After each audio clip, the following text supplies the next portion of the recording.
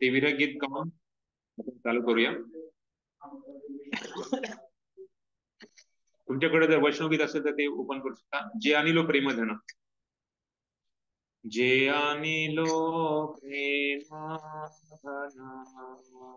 करुणा प्रचूर,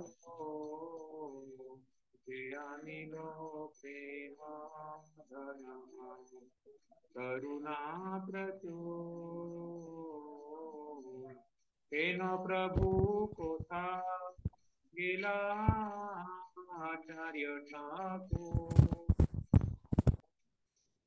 तेन प्रभु कोठा गेला आचार्य ठाकूर, मोरा करू कृपा सनातना, मोर स्वरूप सनातना, दास रघुनाथ पतित पावन, दास रघुनाथ पतित पावन, कहाँ मोरा भटा युगा, कहाँ कबीरा कहाँ मोरा भटा युगा, कहाँ कबीरा, एक काले कोठा गेला गोरा नटराजा, एक काले कोठा गेला गोरा नटराजा,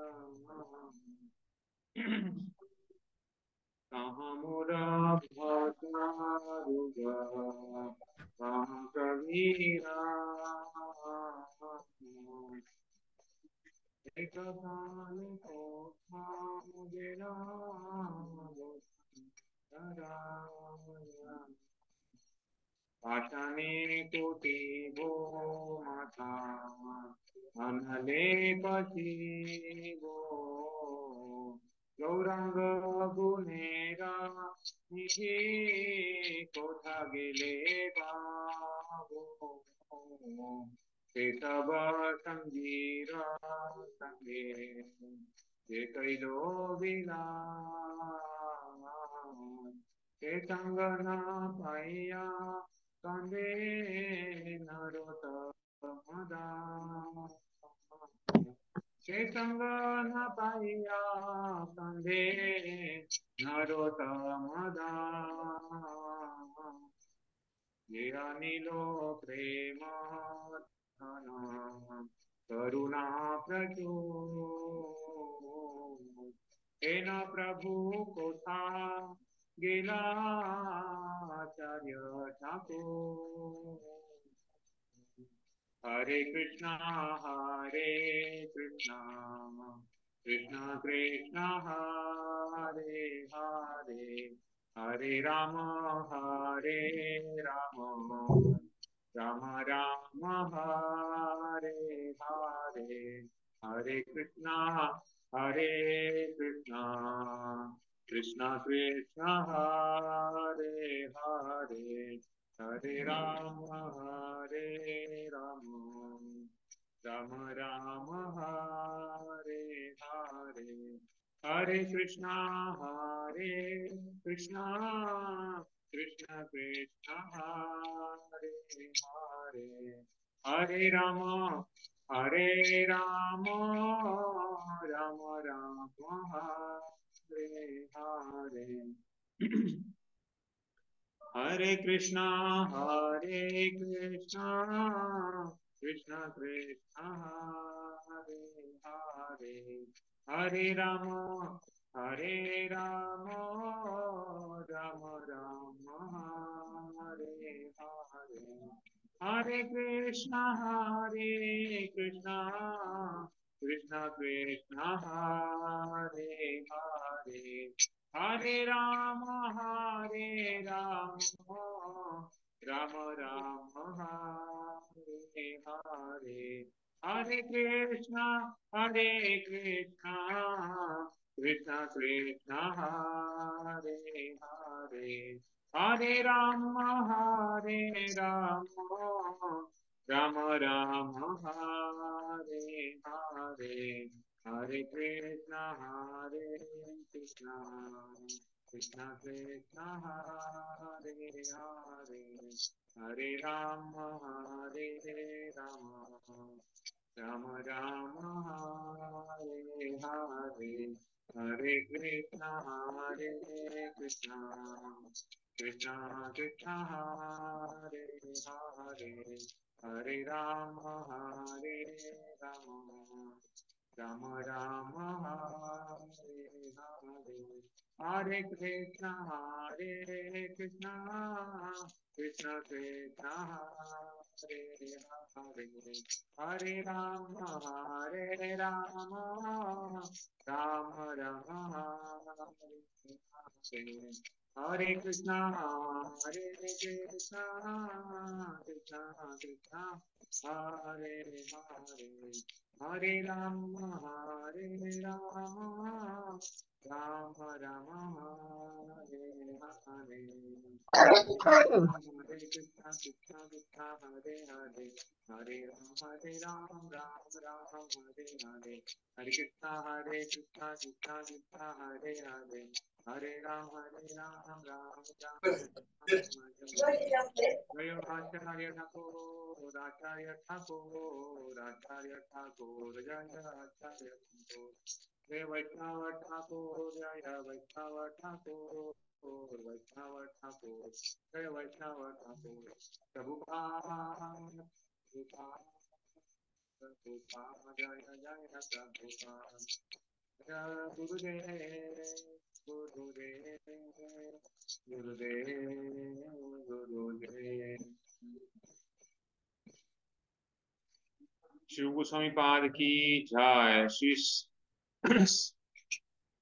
छठ गोस्वामी वृंद की जय, श्रील प्रभुपाद की जय, गौर भक्त वृंद की जय, निताई गौर प्रेमानंदे, हरि हरि बोल।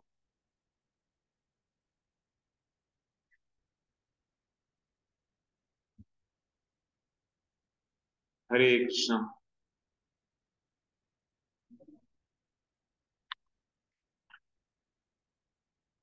आवाज क्लिअर आहे का? आवाज येत बरोबर आहे? हो हरे येतो. कृष्णा। हा येतो प्रभू. येतो प्रभूजी.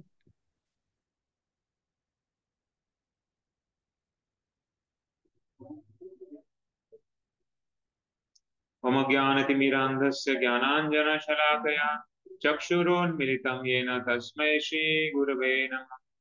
श्रीचैतन्यमनोभीष्टं स्थापितं येन भूतले स्वयं रूपः कदा मह्यं ददाति स्वपदान्तिकम्।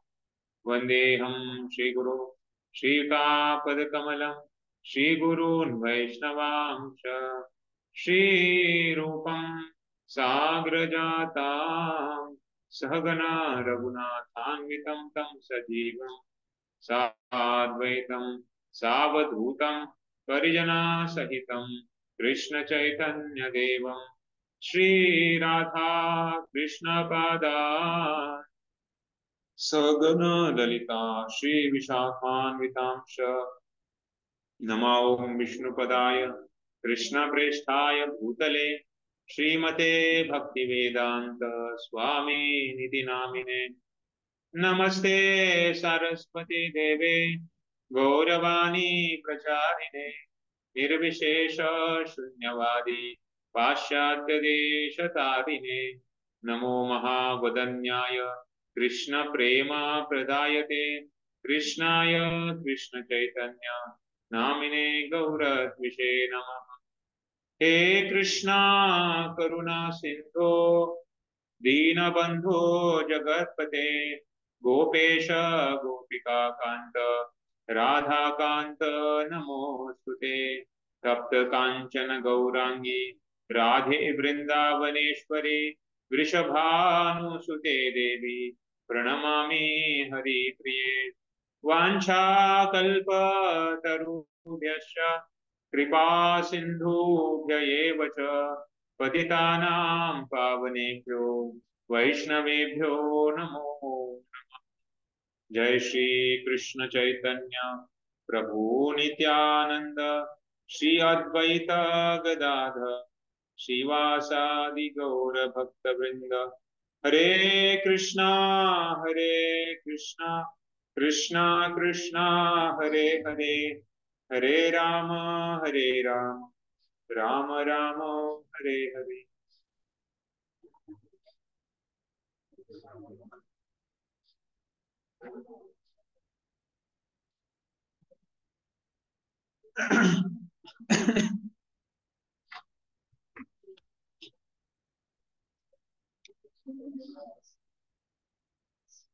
हरे कृष्णा।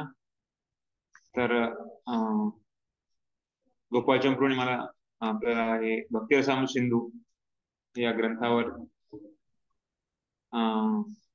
जे काही आपले क्लासेस आहेत ते घेण्यासाठी मला सांगितलं, त्यामुळे मी आज इथे आलेलो आहे। तर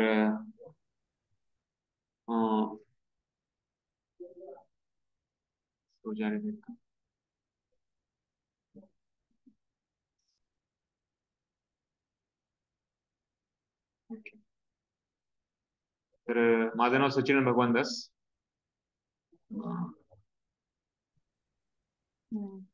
मी MIT कॉलेजमधून इंजिनिअरिंग केलं, त्यानंतर बँगलोर जॉब केला। 2009 पासून मी मंदिरात फुल टाइम जॉईन केलेलं, त्यानंतर वेगवेगळ्या सेवेमध्ये भाग घेतोय। तर एक सेवा आहे ग्रंथ वितरणाची। आम्ही वेगवेगळ्या गावात जाऊन ग्रंथ वितरण करत असतो, आणि शाळेमध्ये पण आम्ही शाळेवर भगवद्गीतेवर आधारित मूल्यशिक्षण परीक्षा घेत असतो। ते गेल्यावर 10 वर्षापासून 10-12 वर्ष आम्ही ते पण करत आहोत। तर आता आम्ही फुल टाइम बस पार्टी आम्ही जात असते गावागावामध्ये ग्रंथ वितरण करण्यासाठी, खास करून भगवद्गीता वाचन करण्यासाठी। तर आज खूप महत्त्वाचा दिवस आहे। आजचा जो दिवस आहे त्याच्यामध्ये 2 आचार्य आपले आहेत। तर एक तर गौरीदास पंडित आणि एक आहे रूप गोस्वामी। त्या दोघांचा तिरोभाव दिवस आहे। तर आविर्भाव आणि तिरोभाव हे दिवस खूप महत्त्वाचे असतात आचार्यांचे। त्या दिवशी त्यांच्याबद्दलचं त्यांचं जीवनचरित्राबद्दलची माहिती घेणे, त्यांना प्रार्थना करणे, त्यांचं जीवन त्यांनी कशा प्रकारे त्यांनी जीवन समर्पण केलं, तर त्यांच्या जीवनाद्वारे आपल्याला खूप मोठी प्रेरणा मिळू शकते। तर त्यामुळं त्यांना व्यक्ती भागवत म्हटलेलं आहे। ग्रंथ भागवत आणि व्यक्ती भागवत 2 प्रकारचे भागवत असतात। तर व्यक्ती भागवत पण खूप महत्त्वाचे आहेत। ग्रंथ भागवत तर आहेच आहे, पण जे ग्रंथ भागवत ज्या व्यक्तींनी, ज्या भक्तांनी, ज्या आचार्यांनी आपल्या जीवनामध्ये पालन केलं, त्यांच्याबद्दलचं ऐकलं, त्यांच्याबद्दलचं श्रवण करणं, तर हे आपल्या आध्यात्मिक जीवनामध्ये खूप लवकर प्रगती करण्यासाठी खूप पोषक आहे। तर त्यासाठी आणि खास करून आपण हा जो ग्रंथ आहे, तो ग्रंथ लिहिलेले जे लेखक आहेत, तर त्या लेखकांबद्दल आपण स्मरण करणे, त्यांना प्रार्थना करून आपण पुढे, जसं प्रभुपादांनी पण जी पहिले निवेदन आहे, तर त्या निवेदनमध्ये खूप सुंदर रूप गोस्वामी बद्दल पण लिहिलेले आहे, तर ते पण आपण पाहणार आहोत। तर तत्पूर्वी गौरीदास पंडित त्यांच्याबद्दल 2 मिनिटात मी सांगू इच्छितो। गौरीदास पंडित हे पण खूप महान भगवंताचे भक्त होऊन गेले, खास करून चैतन्य महाप्रभू आणि नित्यानंद दोघांचे पण। अंबिका कालना मायापूर पासून जवळपास 1-1.5 तासाच्या अंतरावर अंबिका कालना नावाचा जो गाव आहे, त्या ठिकाणी ते राहायचे। आणि सूरदास सरकेला यांचे भाऊ होते। त्यांच्या भावाचे 2 मुली होत्या। दोघी मुलींचं लग्न नित्यानंद प्रभू बरोबर झालेलं होतं। तर जानवा आणि वसुधा त्या दोघींचं लग्न त्यांच्याबरोबर झालेलं। चुलते होते ते होते गौरीदास पंडित। गौरीदास पंडित खूप महान भक्त होते, आणि त्यांना भेटण्यासाठी एकदा नित्यानंद प्रभू आणि गौरांग महाप्रभू दोघं पण येतात, आणि खूप म्हणजे त्यांना प्रसन्न होतं, आणि काही दिवसानंतर ते वापस आले असतात। जाता जाता गौरीदास पंडित म्हणतात, नाही नाही तुम्ही नका जाऊ। ते म्हणले का? नाही म्हणले, तुम्ही गेल्यावर मी राहू शकणार नाही जिवंत। ते म्हणले, अरे पण मला खूप ठिकाणी जायचंय, प्रचार करायचा आहे, तर नाही आम्हाला जावं लागणार आहे। तर ते म्हणले ठीक आहे, तर तुम्हाला हे 2 विग्रह देतो मी, गौरांग आणि नित्यानंद। त्या गौरांग ते माझ्यापेक्षा अभिन्न आहेत, आम्ही आहे ते आहेत, दोघे एकच आहे। तर त्यांनी 2 विग्रह दिले, आणि त्या विग्रहाचं पूजन त्यांनी चालू केलं। पण ते म्हणले की नाही, तुम्ही नका जाऊ. तर ते म्हणले मग ठीक आहे, विग्रह जातील. आणि विग्रह निघाले जायला गौरांग आणि नित्यानंद. तर ते म्हणले तुम्ही थांबा. तर मग लगे ते जे विग्रह निघाले ते नाही नाही तुम्ही कुठे चालले, तुम्ही थांबा. तर मग ते थांबवले, तोपर्यंत गौरनिता निघायला लागले. तर असं व्हायला लागलं आलटून पालटून आलटून पालटून. तर त्यांना खूप आश्चर्य वाटलं. ते म्हणले की ठीक आहे म्हणे, तुम्ही जावा म्हणे आणि एक विग्रह ठेवा. मग त्या दिवसापासून सांगितलं जातं कशा प्रकार, म्हणजे भगवंताने अगोदर सांगितलेलं भगवंताचं नाम, भगवंताचे विग्रह आणि भगवंत ह्या भिन्न आहे. पण या प्रसंगातून आपल्याला आणखी एकदा दाखवून दिलं भगवंतांनी कशा प्रकारे भगवंताचे विग्रह आणि भगवंत हे अभिन्न आहे. तर भगवंताच्या विग्रहांची सेवा करणे, एथा माम प्रपद्यते तांस्तेव भजाम्यहम. ज्या भावनेनं आपण भगवंताची सेवा, आराधना, पूजा करतो, त्याच भावनेनं भगवंत आपल्याला आदान प्रदान करतात. त्यामुळे भौतिकवादी लोक हे भगवंताची अर्चा विग्रहांची एवढी भावना नसते त्यांना. पण भक्त मात्र अर्चा विग्रहांची सेवा, अर्चना विग्रहांची जी काळजी आहे ते भगवंतासारखीच घेतात. कारण ते भगवंत आणि भगवंताचे अर्चा विग्रह अभिन्न आहे. तर अशा प्रकारे खूप महान भक्त होते. त्यांचे शिष्य झाले हृदय चैतन्य. त्यांच्यासाठी भगवंत नृत्य करायला त्या विग्रहातून बाहेर पळाले. आणि ते जेव्हा गौरदास पंडित एक वडिलासारखे विग्रहांना पकडायला गेले, विग्रह लपून त्यांच्या जे शिष्य होते त्या शिष्याच्या हृदयामध्ये गेले. त्यांचं नाव होतं हृदयानंद. पण ते चैतन्य महाप्रभू त्यांच्या हृदयामध्ये जाऊन बसून लपून बसले. त्यामुळे त्यांचं नाव पडलं हृदय चैतन्य. आणि अशा प्रकारे हृदय चैतन्य खूप महान भक्त बनले. आणि अशा प्रकारे ही परंपरा आहे. तर गौरीदास पंडितांचं खूप आज पण त्यांचे विग्रह आहेत जे गौरांग नित्यानंद म्हणून खूप प्रसिद्ध आहेत. अंबिकाला त्यांना भगवंतांनी जे जहाज असतं, जहाज नौका चालवण्यासाठी जे लाकूड त्यांनी वापरलं होतं, जे लोखंडाचा जो हे वापरला होता, तर ते आज पण तिथं त्यांच्या मंदिरामध्ये आहे. आणि प्रभुपाद चैतन्य महाप्रभू लिहिलेलं हस्तलिखित लिहिलेली भगवद्गीता पण त्यांच्या तिथे आहे. अशा प्रकारे भगवंतांनी त्यांना ते दिलं. त्यांना सांगितलं या जगातले जे लोक आहेत ते या भौतिक संसारामध्ये या भौतिक समुद्रामध्ये तरंगत आहेत आणि लोटपोट करत आहेत, दुःखामध्ये आहेत. तर तू ह्या रॉडनी ह्या सगळ्या लोकांना घेऊन भौतिक जगातून त्यांना आध्यात्मिक जगात घेऊन ये. अशा प्रकारे भगवंतांनी त्यांना आश्वासन दिलं, त्यांना हे दिली आणि सांगितलं की तुम्ही प्रचार करा. असं गौरीदास पंडित की जय. आणि दुसरं आहे रूप गोस्वामी. तर रूप गोस्वामींचं खूप सुंदर आहे. त्यापूर्वी आपण त्यांचं जीवनचरित्र बघण्याच्या अगोदर प्रभुपादांनी जे काही 2-3 जे काही लिहिलेले त्याबद्दल थोडी चर्चा करूया. त्यानंतर मग रूप गोस्वामींबद्दल थोडी चर्चा करूया. तर मला आशा आहे की सगळ्यांकडे हे पुस्तक आहे, कारण हे पुस्तक असणं महत्वाचं आहे. आणि या पुस्तकाद्वारेच आपण चर्चा करणार आहोत. मी मध्ये म्हणजे प्रशांत प्रभू कॉर्डिनेटर राहतील. प्रशांत प्रभू एकेकाला वाचण्यासाठी थोडंसं सांगतील. एक पॅरेग्राफ आपण वाचूया. जर छोटा पॅरेग्राफ असेल 2 पॅरेग्राफ वाचूया. तर अशा प्रकारे आपण निवेदन पहिले आज चालू करूया. तर मला जवळपास आपण 7-8 पॅरेग्राफ आपण वाचणार आहे. तर प्रशांत प्रभू. हरे कृष्ण. हरे कृष्ण. येस प्रभू. तुम्ही वाचू प्रभूजी. हरे कृष्ण. वाचू प्रभूजी. हाँ यस. श्रील प्रभुपाद की जय हो. श्रील रूप गोस्वामी यांनी संस्कृत मध्ये लिहिलेल्या भक्ती समृद्धा सिंधू मध्ये या ग्रंथाचे हे संक्षिप्त मराठी रूपांतर आहे. श्रील रूप गोस्वामी हे श्री चैतन्य महाप्रभूंच्या प्रत्यक्ष शिष्यापैकी एक होते आणि 6 गोस्वामीचे प्रमुख होते. यावेळी ते श्री चैतन्य महाप्रभूंना प्रथम भेटले होते त्यावेळी ते बंगालच्या मोगल राजवटीत मंत्री होते. ते व त्यांचे बंधू सनातन यांची नावे अनुक्रमे दबीर खास व साकार मल्लिक असे होते. दोघे बंधू नवाब हुसेन शहाच्या मंत्रिमंडळात महत्वाच्या पदावर होते. 500 वर्षापूर्वीचा हिंदू समाज अत्यंत रूढीवादी होता.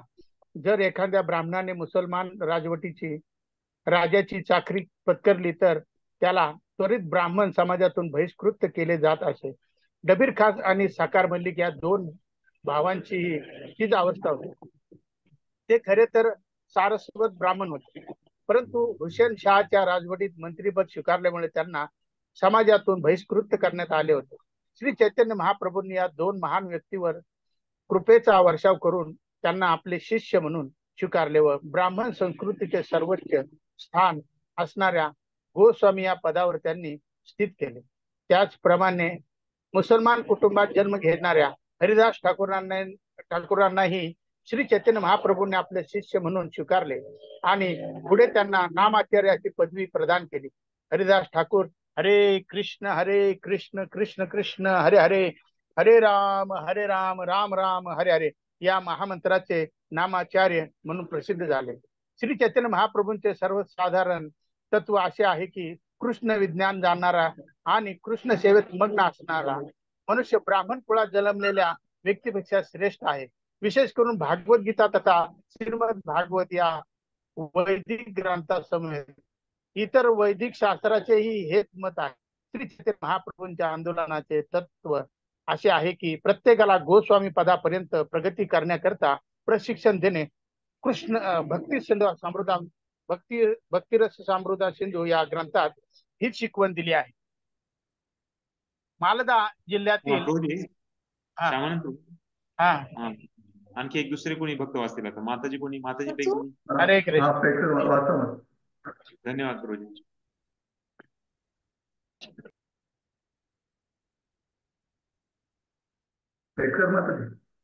हा वाचते प्रभूजी. मालदा जिल्ह्यातील रामकेली या गावात श्री चैतन्य महाप्रभूंची डबीर खास तथा साखर मल्लिक या भावांशी भेट झाली. त्या भेटीनंतर दोन्ही बंधूंनी शासकीय पदे त्यागून श्री चैतन्य महाप्रभूंच्या आंदोलनात सहभागी होण्याचा निर्णय घेतला. डबीर खास पुढे रूप गोस्वामी म्हणून प्रसिद्ध झाले. त्यांनी पदत्यागानंतर सरकारी सेवेतून मिळणारी सर्व संपत्ती एकत्र केली. श्री चैतन्य चरित्रामृत या ग्रंथात असे वर्णन आढळते की त्यांची सर्व संपत्ती कोट्यावधी रुपयांची होती व ती ठेवण्याकरिता त्यांना एक मोठी नौका घ्यावी लागली. त्यांनी या संपत्तीची आदर्श विभागणी केली. साधारणपणे सर्व लोकांनी आणि विशेष करून सर्व भक्तांनी या आदर्श विभागणीचे अनुसरण केले पाहिजे.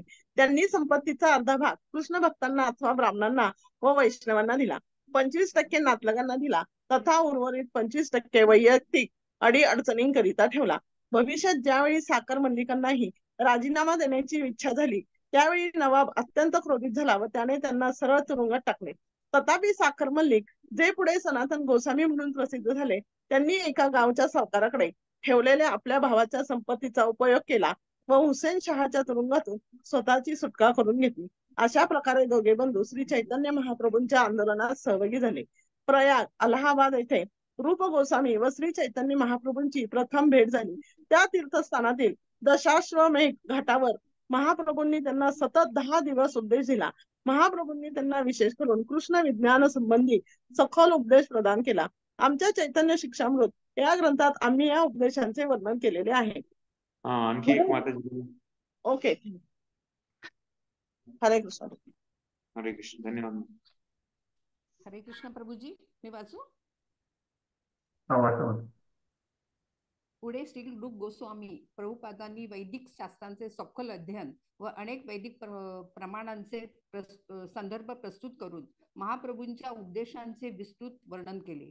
श्रील श्रीनिवास आचार्यांनी आपल्या षड गोस्वामी अष्टक नामक प्रार्थनेत असे वर्णन केले आहे की हे 6 गोस्वामी केवळ संस्कृत नव्हे तर फारसी व अरबी या विदेशी भाषांमध्येही पारंगत होते.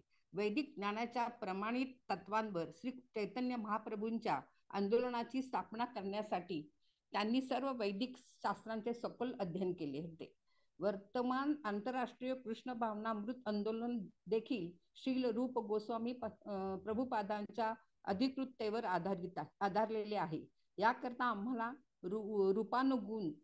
रूपानुग अथवा श्रील रूप गोस्वामी प्रभुपादांचे अनुयायी असे म्हटले जाते. केवळ आपल्याला मार्गदर्शन करण्यासाठी श्रील रूप गोस्वामींनी भक्ती रसामृत सिंधू नामक ग्रंथाची स्थापना केलेली आहे. कृष्ण भावनामृत संघाच्या सदस्यांनी या महान ग्रंथाचा अवश्य लाभ घ्यावा व कृष्ण भावनेत दृढ निश्चयी व्हावे. भक्ती बस माताजी, थोडासा सब्जेक्ट दुसरा चेंज होतो विषय, त्यामुळे आपण इथपर्यंत चर्चा करूया. हरे कृष्ण.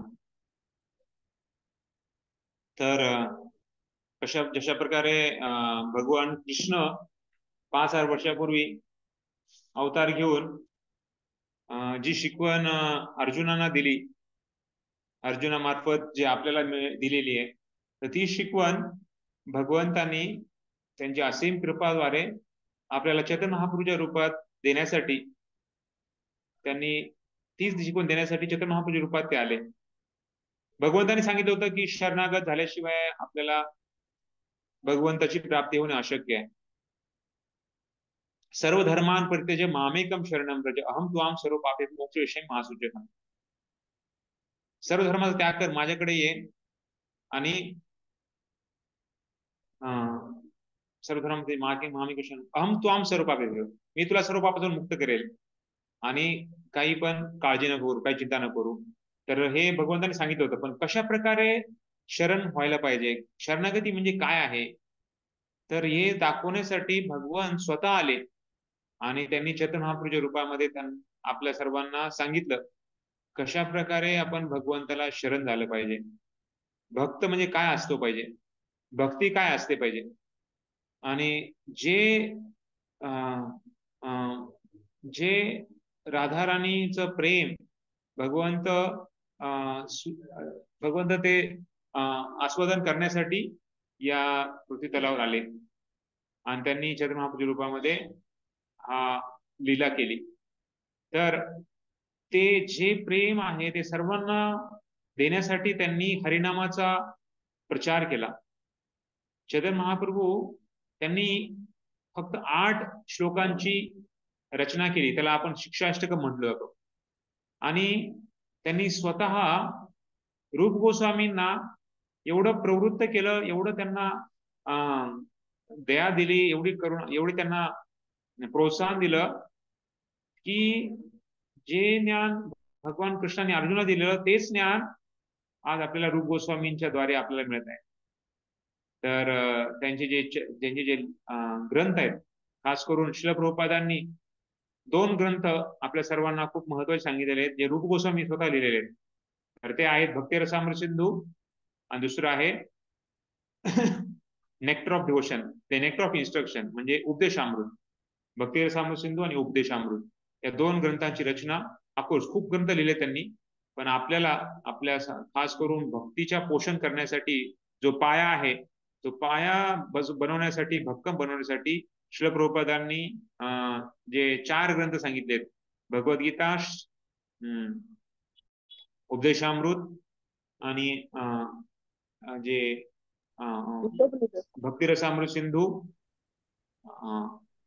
तर आणि श्रीमद भागवत, तर हे आणि ईशोपनिषद ते हे भक्तिशास्त्र सांगितलेले, त्यानंतर श्रीमद भागवत आणि चैतन्य चरितामृत. तर हे खूप महत्वाचे ग्रंथ आहेत. त्यापैकी हे जे महत्वाचे 2 ग्रंथ आहेत, तर ते आपल्याला खूप महत्वाचे दिलेले आहेत प्रभुपादांनी. एवढंच नाही, तर प्रभुपाद रूप गोस्वामींच्या समाधीच्या जवळ जे दादा दामोदर मंदिर आहे ते राहिले, आणि रोज रूप गोस्वामींना दर्शन घ्यायचे, समाधीचं आणि भजन कुटी दोन्ही पण समोरासमोरच आहे. जर तुम्ही राधा दामोदर मंदिरात गेले वृंदावनला, जरूर आपण तिथे जात असतो. राधा दामोदर मंदिराच्या शेजारीच मागे तिथे भजन कुटीर आहे आणि समाधी आहे रूप गोस्वामींची, दोन्ही शेजारीच आहे. तर प्रभुपादांची जी रूम होती तिथे ते बसून रोज भागवताची रचना करायचे, भागवताचं जे तात्पर्य लिहायचे, तर ते करताना रोज रूप गोस्वामींना प्रार्थना करायचे. आणि तिथे जे लोक राहायचे, खास करून जे पुजारी लोक राहायचे, ते सांगायचे की तुमचे जे साधू, तुमचे जे स्वामी जिथे राहायचे, रोज त्यांचा रडायचा आवाज यायचा, कारण ते प्रार्थनेमध्ये ते रडायचे आणि प्रार्थना करायचे, रूप गोस्वामी पाद तुमची कृपा असू द्या, तुमच्या कृपेने हे जे शिकवण तुम्हाला मिळाले, चैतन्य महाप्रभूंनी जे प्रचार केलेला आहे तुमच्याद्वारे, तर तो या भौतिक जगातल्या अज्ञानरूपी अंधकारामय असलेल्या लोकांना मी तो द्यावा, यासाठी तुमचे आशीर्वाद कृपा मला मिळावी, अशी रोज ते प्रार्थना करायचे. तर त्यामुळं आपल्याला खूप महत्वाचं आहे आपल्या खास या गौडीय ब्रह्मवद गौडीय संप्रदायामध्ये की प्रभुपादांनी दाखवून दिलं रूप गोस्वामीचं स्थान काय आहे. त्यामुळे इथं प्रभुपाद लिहितात आपण रूपानुग आहेत. आपल्याला रूप गोस्वामी प्रभुपादांचे अनुयायी आपण म्हटलेलं आहे. तर जे प्रभुपादांना त्यांच्या गुरुंनी भक्तिसिद्धांत सरस्वती ठाकूरनी सांगितलं होतं की ते चैतन्य महाप्रभूंची जी शिकवण आहे ते तुम्ही इंग्लिश भाषेमध्ये पूर्ण जगामध्ये प्रचार करा. तर तेव्हा प्रचार करण्यासाठी जी शक्ती मिळावी आणि त्यांना जे बल मिळावं तर ते मिळवण्यासाठी त्यांनी रूप गोस्वामींच्या समाधीला जाऊन रोज प्रार्थना करायचे आणि त्यावरच त्यांनी पूर्ण प्रचार चालू केला. तर अशा प्रकारे हे आपल्याला खूप महत्वाचं स्थान आहे आपल्या भक्तिमय पोषक करण्यासाठी. तर श्रील प्रभुपाद भागवताची रचना पण त्यांच्या चरण कमलावर अर्पित करत त्यांच्या स्मरण करत करत त्यांनी ती रचना केलेली आहे. खास करून भागवताचा पहिला जो ग्रंथ आहे पहिल्या ग्रंथाला जे तात्पर्य प्रभुपाद यांनीच लिहिलेलं आहे. तर आपल्याला पण रूप गोस्वामींचे आशीर्वाद मिळणं खूप महत्वाचं आहे.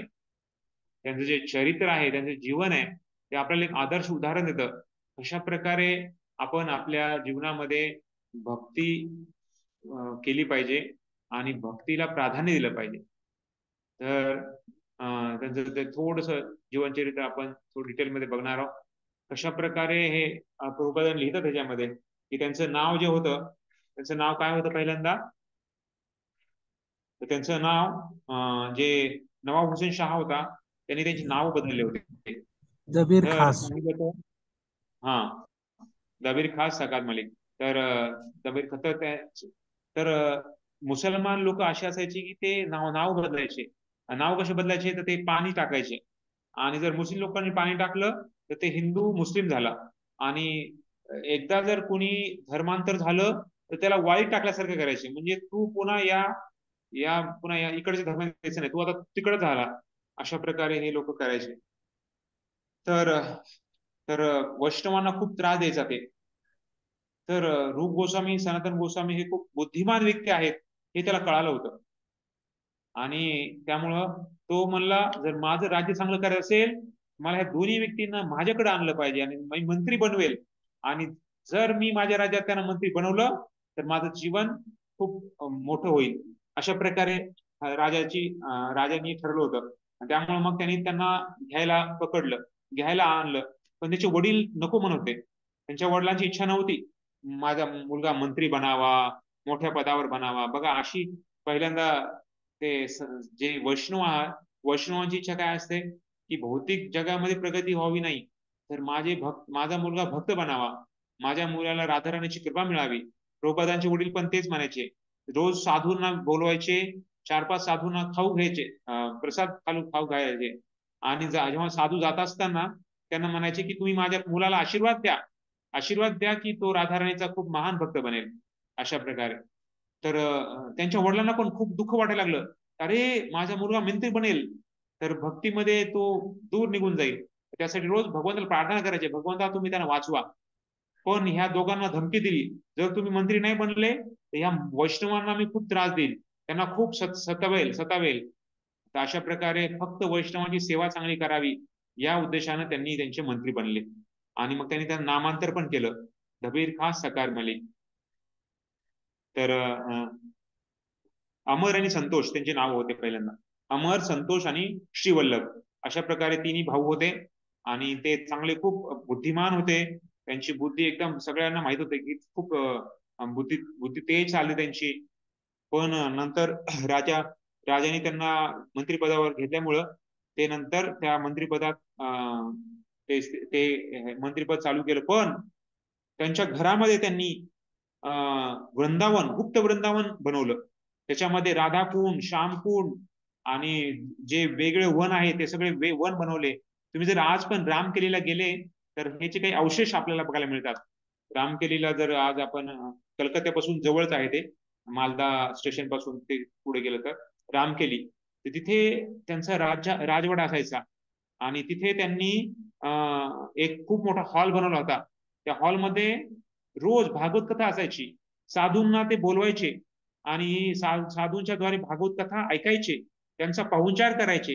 हालाकी ते दोघं महान भक्त होते, पण त्यांनी स्वतःला कधी महान लेखलं नाही. त्यांनी साधूंची सेवा करणे, त्यांची पूजा करणे, त्यांना आदर सन्मान देणे आणि त्यांच्याद्वारे भागवत ऐकणे, तर हा एवढा त्यांनी आपल्याला एक आदर्श दाखवून दिलेला आहे. बघा, एवढं मोठं मंत्री म्हणजे काही सोपा नसतो. त्यांना खूप सेवा असतात, त्यांना खूप जॉब असतो, त्यांना खूप काम असतंय, त्यांना टाइम नसतो. पण हे दोघं मंत्री असे होते की एवढ्या बिझी शेड्यूल मधून पण त्यांनी वेळ काढायचे आणि रोज नामस्मरण करणे, साधूंची सेवा करणे, भागवताचं श्रवण करणे आणि भगवंताच्या ज्या लीला आहेत, भगवंताच्या जे स्थली आहेत, त्यांचं स्मरण करून त्या स्थलींची स्थापना करणे, अशा प्रकारे त्यांनी पूर्ण केलं होतं. त्याला गुप्त वर्णन म्हटलं जातं. तर अशा प्रकारे तर आपण पण जॉब करतो, आपल्याला पण घरचे काम असतात, पण त्यातून पण आपण वेळ काढला पाहिजे आणि आपण भक्तीचं जास्तीत जास्त वेळ आपण म्हणजे केला पाहिजे. भक्तिमय वातावरण ठेवलं पाहिजे, कारण शुद्ध भक्ती ही खूप महत्वाची आहे. वेळ खूप महत्वाचा आहे. मनुष्यवन मिळाले खूप मोठं आपलं भाग्य आहे. आपण दुसऱ्याला आपण सांगतो बऱ्याच वेळेस की अरे आपल्याला मनुष्य मिळालंय, खूप मोठं भाग्य आहे आणि 84 लाख योनी जन्मानंतर मानव मिळतोय, तर आपण सिरियसली घेतलं पाहिजे. पण आपण स्वतःच्या जीवनामध्ये पण आपण त्याचं पालन केलं पाहिजे की आपला वेळ योग्य मार्गाने जातोय का, अनावश्यक वेळ आपण घालवलं नाही पाहिजे. भौतिकवादी लोकांच्या गप्पा, भौतिकवादी लोकांची कामं, भौतिकवादी लोकांचे जे विरंगुळा किंवा करमणूक करण्याचे जे साधनं आहेत, तर ते आपले वेगळे असले पाहिजे. त्यासाठी आपल्याला प्रभुपादांनी हे ग्रंथ दिलेले आहेत. या ग्रंथांद्वारे आपल्याला स्मरण, ग्रंथाद्वारे आपल्याला जे मन आहे त्या मनाला काबू, मनामध्ये भगवंताचे जे लीला आहेत, भगवंताच्या लीलास्थली आहेत, भगवंतांच्या बद्दलचे जे वैष्णव भजन आहेत, तर त्याचं स्मरण केलं पाहिजे. वेळ नसायलाच पाहिजे. बऱ्याच वेळेस लोक म्हणतात अरे टाइमपास करायला वेळच नाही आपल्याकडे.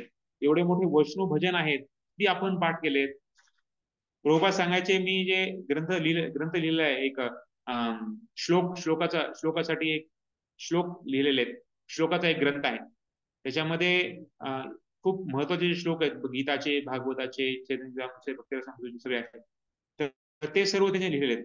तर श्लोक किती पाठ झालेत आपले, किती आपल्याला स्मरण आहेत, हे बघितलं तर जसं भौतिकवादी लोक खूप म्हणजे हा क्रिकेट स्टार आहे, हा मूवी स्टार आहे, त्याचं सगळं जीवनचरित्र लक्षात ठेवतात. कधी कुठं जन्मला, त्यांनी कुठला पहिला 100 स्कोर केला, असे सगळे डिटेल लोक लक्षात ठेवतात. त्याचप्रमाणे आपण आचार्यांची डिटेल लक्षात ठेवले पाहिजे. आचार्यांचं जीवनचरित्र आपण लक्षात ठेवलं पाहिजे. आणि त्यासाठी आणि आजच्या ज्या दिवशी आहेत, खास करून ज्या दिवशी त्यांनी आविर्भाव आणि तिरुभाव झालाय, त्या दिवशी आपण त्याचं वेळ काढून त्याचं स्मरण केलं पाहिजे. तर अशा प्रकारे हे रूप गोस्वामींचं खूप चरित्र खूप महान आहे. आपण किती जरी वेळ जरी लिहिला तरी तो कमीच आहे. तर रूप गोस्वामी चैतन्य महाप्रभूंच्या मनामध्ये काय चाललेलं आहे हे त्यांना ते लिहून काढायचे. म्हणजे चैतन्य महाप्रभू एकदा असंच एक श्लोक म्हटले आणि त्या श्लोकांचा अर्थ स्वरूप दामोदर गोस्वामी आणि चैतन्य महाप्रभू यांनाच माहित होता. पण रूप गोस्वामींनी त्याच प्रकारचा आणखी दुसरा श्लोक लिहिला, जो चैतन्य महाप्रभूंना खूप आवडला. चैतन्य महाप्रभू म्हणे, अरे हा श्लोक ह्याला कसं काय समजला? तर त्यासाठी त्यांना सांगितलं, श्री चैतन्य मनोभीष्टम स्थापितम येन भूतले स्वयंरूप गदाम्यम सदा श्री चैतन्य मनोभीष्टम स्थापितम येन भूतले स्वयंरूप गदामयम जाती सपदांतिकम. तर रूप गोस्वामी हे चैतन्य महाप्रभूंच्या मनामधले जे काही भाव होते ते स्वतः प्रकट करते आणि त्यासाठी चैतन्य महाप्रभूंना खूप आवडते झाले ते. आणि चैतन्य महाप्रभूंनीच इथे आपण वाचलं दशाश्वमेध घाट, इथे त्यांना 10 दिवस कंटिन्युअस त्यांना संघ दिला आणि त्यांना जे समाजासाठी, खास करून भक्त लोकांसाठी काय पोषक राहील, अनुकूल आणि प्रतिकूल दोन्ही पण गोष्टींचं पूर्ण माहिती त्यांना दिली. आणि त्यांना सांगितलं तुमच्या घराण्यासाठी एक खूप मोठा प्रोजेक्ट मी दिलेला आहे. तो काय आहे? वृंदावनमध्ये राहा. वृंदावनमध्ये जे जे वेगवेगळ्या लीलास्थळी आहेत, त्या लीलास्थळींना तुम्ही शोधून काढा आणि भगवंताचे जे ग्रंथ आहेत, भगवंतांच्या बद्दलचे जे ग्रंथ आहेत त्यांचा तुम्ही ग्रंथरचना करा. स्वतःच्या जीवनाद्वारे तुम्ही एक आदर्श वैष्णव कसा असला पाहिजे ते दाखवा आणि विग्रहांची सेवा, विग्रहांची पूजा कशी करायची ते लोकांना समजवा. अशा प्रकारचे जे त्यांना आदेश दिले. आणि त्यानंतर मग रूप गोस्वामींनी पूर्ण वृंदावनमध्ये जाऊन तिथे राधा गोविंद या विग्रहांचं शोध घेतला. त्यांना शोध होत नव्हता. त्यांनी खूप ऐकलं होतं की राधा गोविंदजी हे वज्रनाभनी स्थापन केलेले विग्रह आहेत आणि ते इथंच आहेत. आणि इथेच जेव्हा नवाब बाकी जे मुघल लोक राजा होते त्यांनी जेव्हा खूप विग्रहांची तोडफोड चालू केली होती तेव्हा त्यांनी बऱ्याच विग्रहांना स्थलांतरित केलं होतं. अशा प्रकारे आणि त्याच्या अगोदर पण बऱ्याच वेळेस त्यांना कधी कधी ते जमिनीमध्ये ठेवून द्यायचे. अशा प्रकारे त्यांनी ऐकलं होतं. तर जेव्हा त्यांना कळालं त्याच्या अगोदर तर चैतन्य महाप्रभू जसं पुरीमध्ये होते तेव्हा पुरीमध्ये पण त्यांनी 10 दिवस राहिले आणि त्यांनी तिथे सेवा पण केली. त्यानंतर ते वृंदावनमध्ये गेले. वृंदावनमध्ये गेले तेव्हा त्यांना भगवंताला प्रार्थना केली की भगवंता की तुमचा शोध मला घ्यायचा आहे की कशा प्रकारे तुम्ही इथे प्रकट व्हा. तर त्यासाठी त्यांना कोणतरी सांगितलं इथे जवळच तुम्ही जावा, ते गोमतीला आहे, ते रोज गाय जाते आणि तिथे दूध येते आणि तिथे भगवंत आहेत, जावा तुम्ही. तिथे गेले ते आणि खोदून काढलं. तिथे एक राधा गोविंदजीचे विग्रह स्थापन झाले, विग्रह त्यांना मिळाले आणि त्यांना ते घेऊन त्यांनी स्थापना केली. तर रूप गोस्वामींचा जो जो दिनचर्या होती ना, दिनचर्या पण आपल्याला खूप प्रेरणा देते. कशा प्रकारे त्यांनी ते स्वतः जे राजा होते, राजाचे मंत्री होते, ते सगळं सोडून त्यांनी त्याग केला होता आणि आज वृंदावनमध्ये जाऊन ते एक साधूच्या भूमिकेमध्ये राहिले होते. आणि त्यांची जी दिनचर्या असायची ते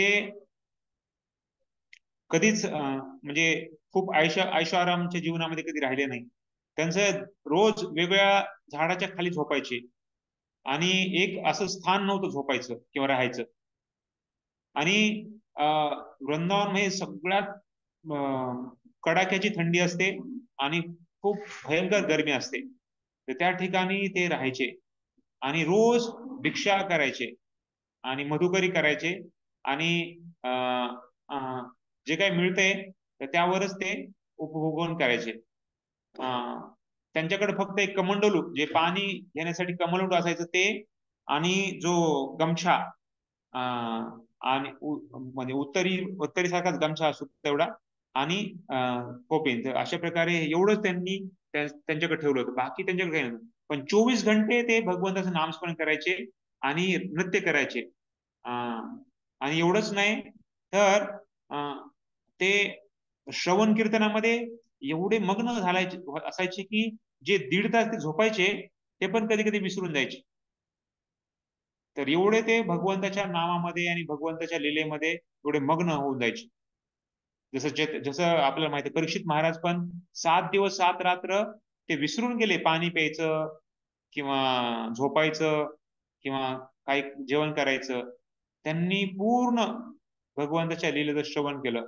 त्यासाठी श्रवण मध्ये आचार्य म्हणून आपण परीक्षित महाराजांचं गुणगान केलं आणि कीर्तनामध्ये आचार्य म्हणून शुकदेव गोस्वामीचं गुणगान केलं, कारण ते बोलत होते आणि परीक्षित ऐकत होते. त्याचप्रमाणे रूप गोस्वामी, सनातन गोस्वामी त्यांचं पण जीवन चरित्र होतं. अशा प्रकारे त्यांनी एक तो कुणी जर प्रत्येक व्यक्ती जो गरीब श्रीमंत कुणी म्हणजे एकदम म्हणजे पतित व्यक्ती पण त्यांच्याकडे खूप प्रेमाने त्यांना आदर सन्मान करायचे. अशा प्रकारे त्यांचं खूप महान चरित्र आहे. आपण जरूर त्याचं श्रवण केलं पाहिजे. गोविंद देवची विग्रहाची स्थापना केली त्यांनी आणि त्याचबरोबर जीव गोस्वामी हे पण त्यांच्याच द्वारे त्यांचे शिष्य झालेले. जर बघितलं तर सनातन गोस्वामी वयाने मोठे होते आणि रूप गोस्वामी त्यांना नेहमी आदर सन्मान द्यायचे. पण आपल्याला प्रभुपादांनी सांगितल्याप्रमाणे आपण रूपानुगा आहोत आणि रूप गोस्वामी ह्यांना खूप मोठं महत्वाचं जे स्थान आहे आपल्या आपल्या परंपरेमध्ये ते खूप अतूट आहे. जेव्हा वृंदावनमध्ये ते गेले होते रूप आणि सनातन, तर पहिले रूप गोस्वामी पोहोचले होते. त्यानंतर सनातन गोस्वामी जेलमध्ये होते. जेलमध्ये असताना जसं इथे प्रभुपाद लिहितात की त्यांनी जे काही कमवून ठेवलं होतं ते सगळी संपत्ती त्यांनी कशा प्रकारे विभाजन केलं. इथे प्रभुपादांनी सांगितले की कशा प्रकारे आपल्या संपत्तीचा आपण विभागणी केली पाहिजे. साधारणपणे सर्व लोकांनी आणि विशेष करून सर्व भक्तांनी हा आदर्श आपण ठेवला पाहिजे. काय? अर्धा भाग कृष्ण भक्तांना अथवा ब्राह्मणांना व वैष्णवांना दिला पाहिजे. 25% नातलगांसाठी दिला पाहिजे किंवा आपण ज्यांची काळजी घेणार जे बायको किंवा मुलं जे काही आहे त्यांच्या, आणि उर्वरित 25% वैयक्तिक अडचणींकरिता ठेवला पाहिजे. अशा प्रकारे. तर कारण आपण जे कमवतो ते जेव्हा दान देतो खास करून वैष्णवांना भक्तांच्या सेवेसाठी किंवा भगवंताच्या सेवेसाठी, तर ते दान दिल्यानं आपल्या जे कमवतोय त्याचा शुद्धता होते. नाहीतर जे आजकाल कलियुगामध्ये आपण जे कमवतोय त्याला आपल्याला प्रत्येकाला भोगावं लागणार आहे कर्म. त्यामुळे ते कर्म शुद्ध होण्यासाठी खास करून जो पैसा आहे कमवलेला तो शुद्ध होण्यासाठी आपण दान दिला पाहिजे, ज्याद्वारे त्या दानाचा उपयोग करून समाजामध्ये कृष्ण भक्तीचा प्रचार होईल. तर कमीत कमी 10% तर आपण दान दिलं पाहिजे. सहज राजशंभू इथे सांगतात. आता 50% तर अवघड आहे, पण काही काही शिष्य भक्ती ठाकूरचे काही शिष्य होते गृहस्थ शिष्य, ते पूर्ण 100% भाग गुरुच्या सेवेसाठी. गोपालकृष्ण गोस्वामी महाराज जेव्हा ते जॉब करायचे तेव्हा त्यांनी पूर्ण जो 100% भाग आहे तर ते आणून प्रभुपादांच्या हातामध्ये द्यायचे. आणि जेव्हा त्यांचं पहिले लग्नाच्या ह्याच्यामध्ये होतं तेव्हा मग त्यांच्या घरच्यांसाठी जे काही लागतं ते तेवढी किंमत, तेवढे जे पैसे तेवढे त्यांना दिले जायचे बस. बाकी सगळं प्रभुपादांच्या सेवेसाठी. अशा प्रकारे. तर ऍटलिस्ट तेवढं नाही झालं तर ऍटलिस्ट 10% भाग आपण सेवेसाठी दिला पाहिजे. असं प्रभुपाद इथे सांगतात आपल्याला. आणि मग सनातन गोस्वामी हे जेव्हा तुरुंगात होते, जेलमध्ये ठेवलं होतं, त्या बघा ज्या व्यक्तींनी पूर्ण जीवन आपलं काया वाचा मनसा सेवेसाठी दिलंय त्या व्यक्तीला त्यांनी तुरुंगात टाकलं. खास करून रूप गोस्वामी सनातन गोस्वामीला. रूप गोस्वामी तोपर्यंत ते निघून गेले होते. सनातन गोस्वामीला त्यांनी तुरुंगात टाकलं. तर आणि नंतर मग सनातन गोस्वामी खूप युक्ती लढवली आणि युक्तीद्वारे ते पळून गेले. आणि त्या जो तुरुंगाचा जो देखरेख करणारा होता तर त्याला हे सर्व दान दिले, त्याला सर्व भेट दिली, हे सगळे सोन्याचे शिक्के वगैरे, आणि ते पळून गेले. अशा प्रकारे नंतर मग ते चैतन्य महाप्रभूंना भेटले. चैतन्य महाप्रभूंनी त्यांना 2 महिने पुन्हा संघ दिला प्रयागमध्ये, अलाहाबादमध्ये, आणि 2 महिने त्यांना भेटले.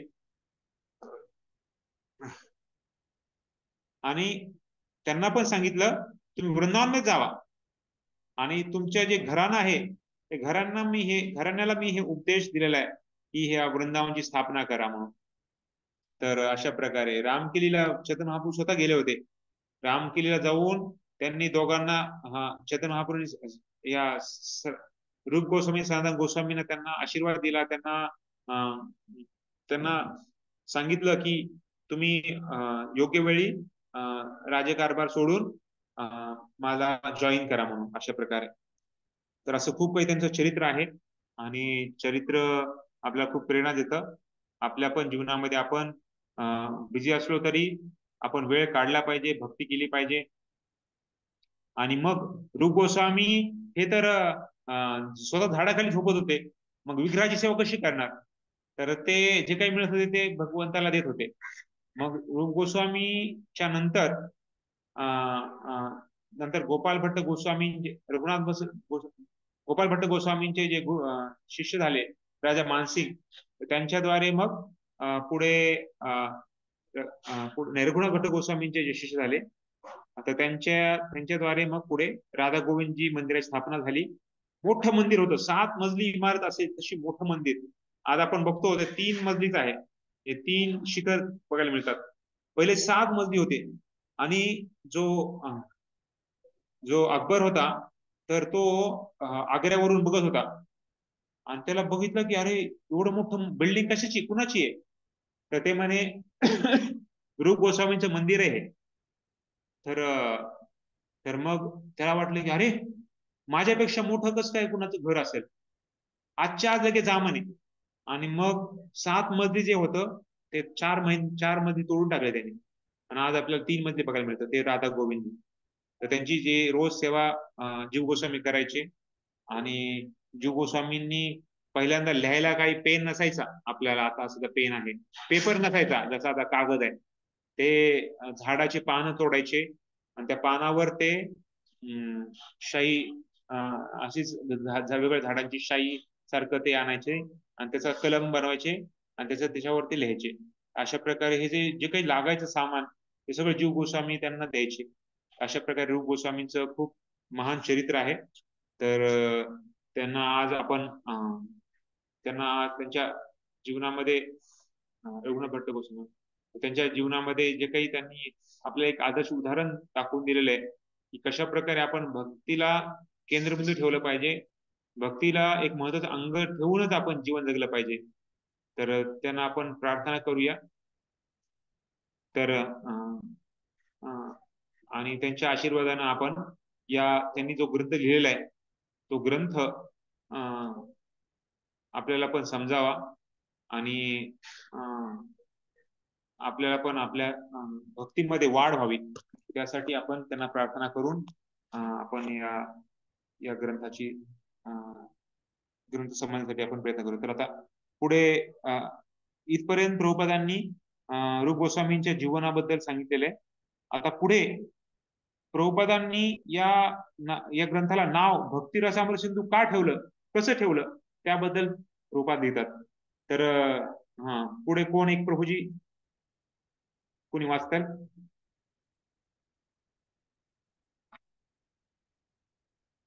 कोणाला काही प्रश्न आहे का? आता एवढं काही बोललं त्याच्यामध्ये कोणाला काही प्रश्न आहे का?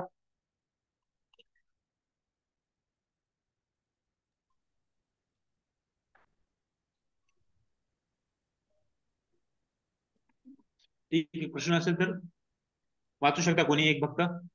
हरे कृष्णा. हरे कृष्णा प्रभूजी. हा, ते पूर्वीची जी त्यांची नावे होती तीन भाऊ म्हटले, पण ह्यात आपल्याला 2च भावांचं हे केलंय.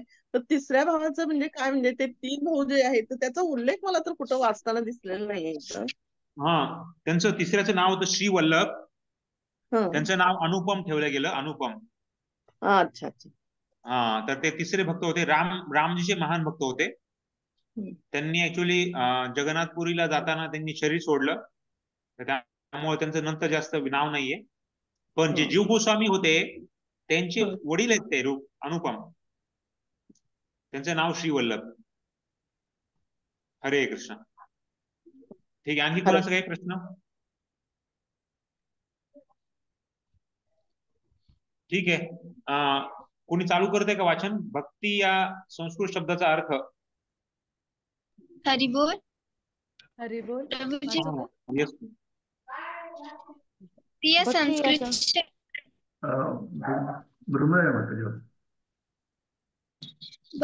संस्कृत शब्दाचा अर्थ भक्तिमय सेवा असा आहे. प्रत्येक सेवेत काहीतरी आकर्षक वैशिष्ट्य असते जे ती सेवा करणाऱ्या सेवकाला सेवा करण्यासाठी पुन्हा पुन्हा प्रेरणा देत राहते. या जगातील आपण प्रत्येक जण सतत कोणत्या तरी सेवेत सदोदित मग्न असतो आणि त्या सेवेतून मिळणारा आनंद ती सेवा पुन्हा करण्यासाठी आपल्याला प्रेरित करीत असतो. पत्नी आणि मुलांविषयी स्नेह असल्यामुळे एक कुटुंब वत्सल मनुष्य दिवस रात्र कष्ट करतो. त्याचप्रमाणे दुसरा मनुष्य संपूर्ण मानव समाजाकरता कष्ट सोसतो. तर एखादा देशभक्त आपला देश व त्यातील बांधवांकरता कार्यरत असतो. मानवप्रेमी, कुटुंबप्रेमी व देशप्रेमी यांना कार्य करण्यासाठी प्रेरित करणारी शक्ती रस म्हणून ओळखली जाते. या रसाची अथवा स्नेह संबंधाची चव अतिशय मधुर असते. भौतिक कार्य करणाऱ्या भोगवादी लोकांना जो ऐहिक रस चाखायला मिळतो त्यापेक्षा भक्ती रस पूर्णपणे निराळा असतो. भौतिक कार्य करणारे लोक दिवस रात्र काबाड कष्ट करून एका विशिष्ट रसाची प्राप्ती करतात आणि या रसाला इंद्रिय तृप्ती असे म्हणतात. भौतिक रसाची चव किंवा त्याचा आनंद फार काळ टिकून राहत नाही आणि म्हणून भौतिक कार्य करणाऱ्यांना आनंदाचे स्थान सदैव बदलावे लागते. संपूर्ण आठवडाभर काम करून एखाद्या व्यापाऱ्याला तृप्ती मिळत नाही, म्हणून सुट्टीच्या दिवशी थोडासा बदल हवा या कारणाने तो अशा ठिकाणी जातो जेथे त्याला व्यापाराचा पूर्णपणे विसर पडावा. मात्र सुट्टी संपताच तो आपले पद पुन्हा बदलतो व व्यापारात पुन्हा व्यस्त होतो. भौतिक कार्य म्हणजे काही वेळाकरता एखादे पद स्वीकारणे व नंतर ते बदलणे. सतत परिवर्तन करण्याच्या या प्रक्रियेला शास्त्रीय भाषेत भोगत्याग असे म्हणतात. भोगत्याग म्हणजे इंद्रिय तृप्ती व वैराग्य यामध्ये निरंतर परिवर्तन करीत राहणे होय. जीवात्मा सतत इंद्रिय तृप्ती अथवा वैराग्याच्या पदावर राहूच शकत नाही. परिवर्तन सदैव घडत असते व दोहोंपैकी कोणतेही पद आपल्याला सुखी करू शकत नाही, कारण ती आपली नित्य अवस्था नाही. इंद्रिय तृप्ती अधिक काळाकरता टिकून न राहिल्यामुळे तिला चपल सुख असे म्हणतात. उदाहरणार्थ, दिवस रात्र परिश्रम करणारा साधारण गृहस्थ आपल्या कुटुंबियांना सुखी करण्यात यशस्वी होतो व हे करताना तो एक प्रकारच्या रसाचे आस्वादन करतो, परंतु त्याचा मृत्यू होताच त्याच्या भौतिक सुखाच्या प्रगतीचा त्वरित अंत होतो. म्हणून नास्तिक लोकांविषयी असे म्हणले जाते, त्यांना मृत्यूला परमेश्वराचा प्रतिनिधी म्हणून पाहावे लागते. भक्तिमय सेवेद्वारे एक भक्त परमेश्वराच्या सानिध्यात येत असतो, तर या उलट नास्तिक मनुष्याला मृत्यूच्या रूपात परमेश्वराच्या अस्तित्वाचे ज्ञान होते. मृत्यू समयी सर्व काही संपलेले असते आणि नवीन परिस्थितीत आयुष्याचा नवा अध्याय आरंभ होत असतो व ही अवस्था कधी श्रेष्ठ श्रेणीची असते तर कधी हीन श्रेणीची असते. राजकारण, समाजकार्य, राष्ट्रीय किंवा आंतरराष्ट्रीय कार्य इत्यादी सर्व प्रकारच्या कार्यांचे परिणाम मृत्यू समयी निश्चितच नष्ट होत असतात. हा, आणखी एक पॅराग्राफ कोणी वाचेल का? दुसरे भक्त? हरे कृष्ण. हरे कृष्ण प्रभूजी. यस माताजी. भक्ती रस किंवा भगवंतांच्या दिव्य सेवेतून मिळणारा रस मात्र मृत्यू समयी नष्ट होत नाही. तो तसाच अविरत टिकून राहतो व म्हणूनच त्याला अमृत असे म्हणतात. या विधानाची पुष्टी सर्व वैदिक शास्त्रात आढळते. भगवद्गीतेत सांगितले आहे की भक्ताने जर भक्ती रसात अल्पशी देखील प्रगती केलेली असली तरी ती त्याला सर्वात भयंकर संकटातून वाचवू शकते. मनुष्य जन्माची सुसंधी प्राप्त न होणे हेच घोर संकट होय. आपल्याला सामाजिक आणि कौटुंबिक जीवनाविषयीच्या भावनांमधून तसेच परोपकारवाद, राष्ट्रवाद, समाजवाद इत्यादी मार्गांनी आपले मोठे कुटुंब मांडून त्याविषयीच्या भावनांमधून विशिष्ट रस मिळत असतो. पण हा रस आपला पुढील जन्म मानवी देहामध्ये होईल याची मुळीच शाश्वती देऊ शकत नाही. आपल्या वर्तमान जीवनातील प्रत्यक्ष कार्यांद्वारे आपण आपला भविष्यातील देह निर्माण करीत असतो. एका जीवाच्या वर्तमान देहातील कृतींचा परिणाम म्हणून त्याला एक विशिष्ट प्रकारचा देह प्रदान करण्यात येतो. परमेश्वराच्या अथवा दैवाच्या अधिकारानुसार जीवात्म्याच्या कार्याची नोंद केलेली जात असते. भगवद्गीतेनुसार हे दैव म्हणजे सर्व गोष्टींचे मूळ कारण समजले पाहिजे. श्रीमद भागवतात सांगितले आहे की एखाद्याला भविष्यातील देह परमेश्वराच्या निरीक्षणानुसार किंवा दैव नेत्रेन या प्रक्रियेनुसार मिळत असतो. सर्वसाधारणपणे दैव म्हणजे आपल्या आयुष्यात जे अटळ घडणार आहे ते व या दैवगतीनुसार आपल्याला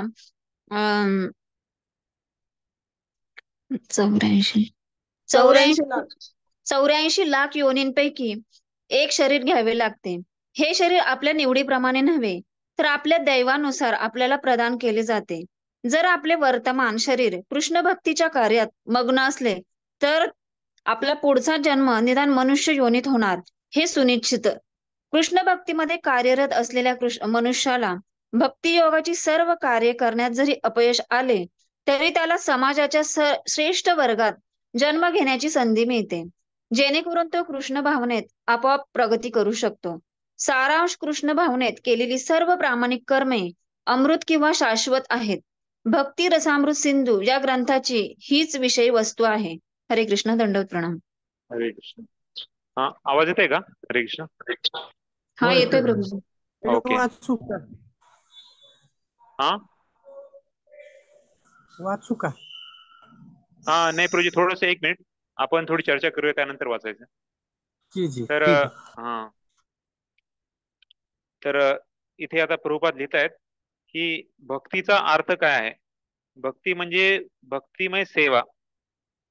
तर बऱ्याच वेळेस भावना किंवा बऱ्याच वेळेस भक्ती म्हणजे लोकांना एक भावुक असं वाटतं, पण ऍक्च्युली प्रभुपाद इथे सांगतात सेवा, भक्तिमय सेवा.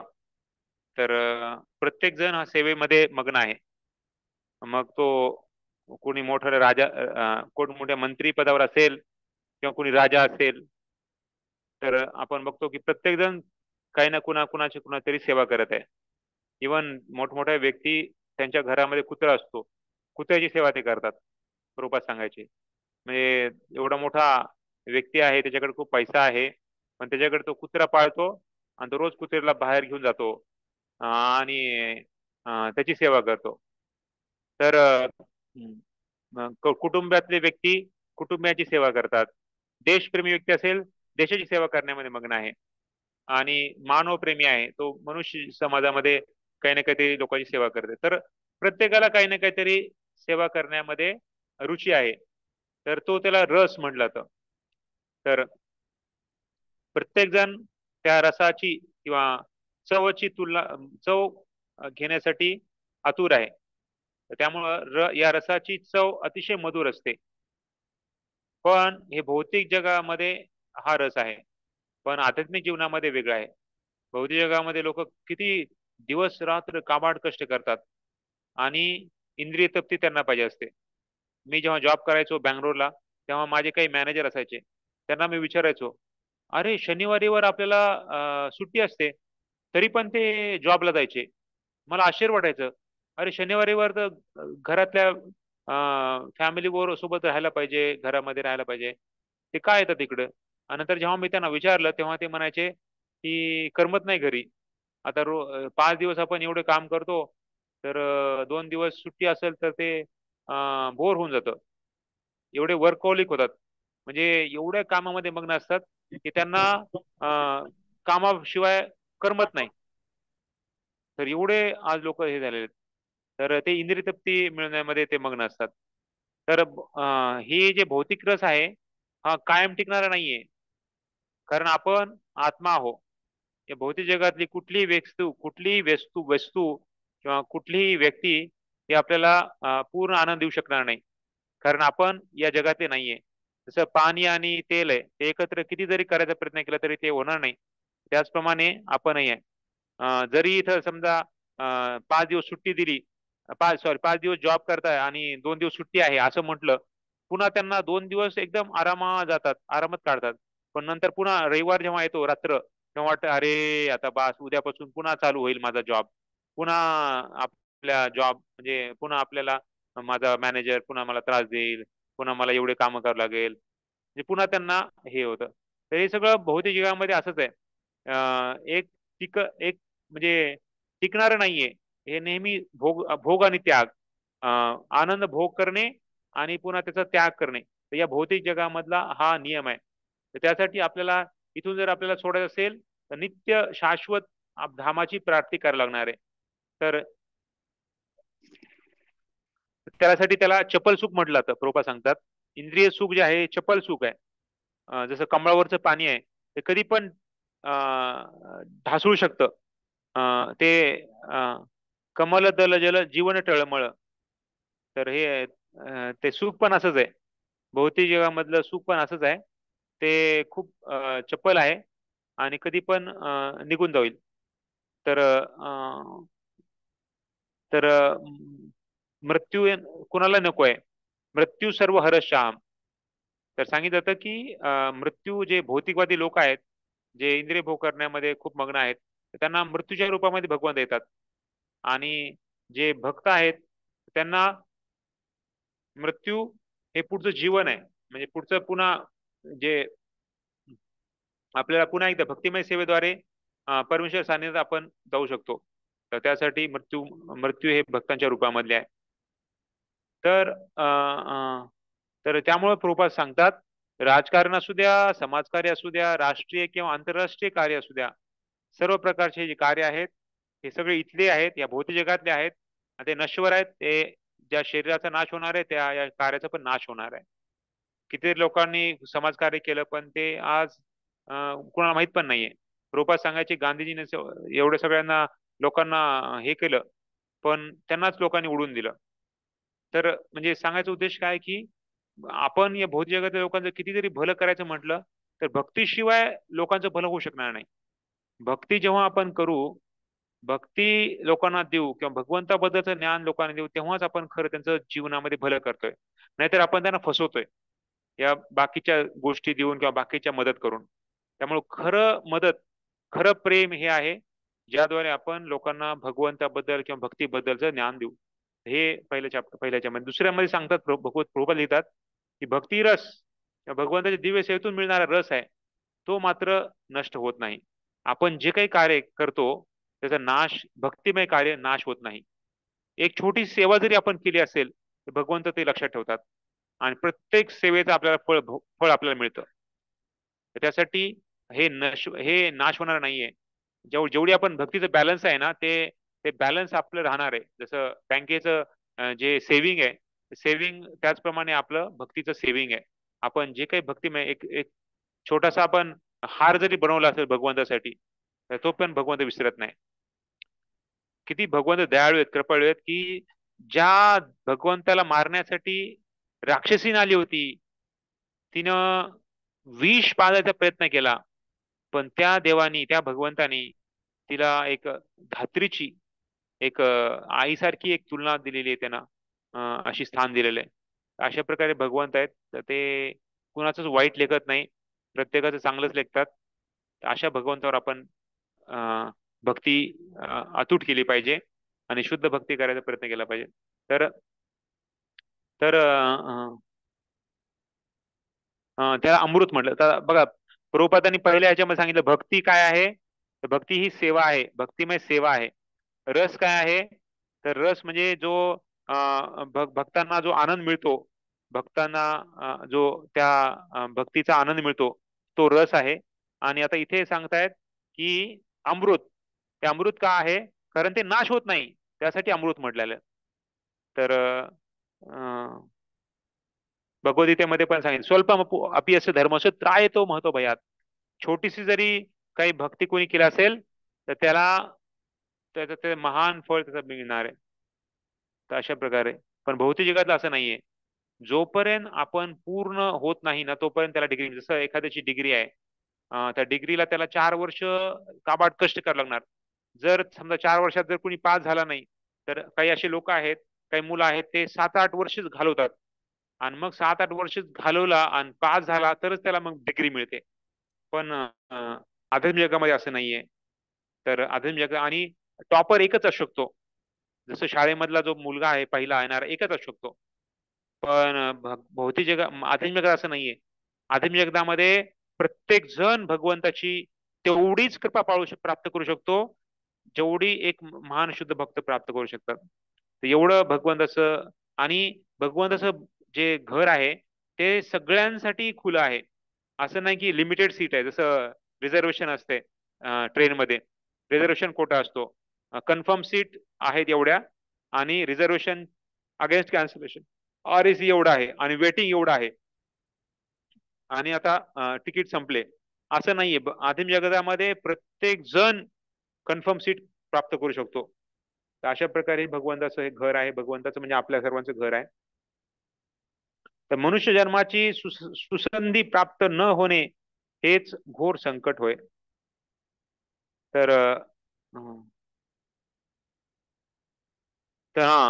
भक्तिरसात अल्पशी जरी प्रगती केली तर भयंकर संकटातून आपण वाचू शकतो.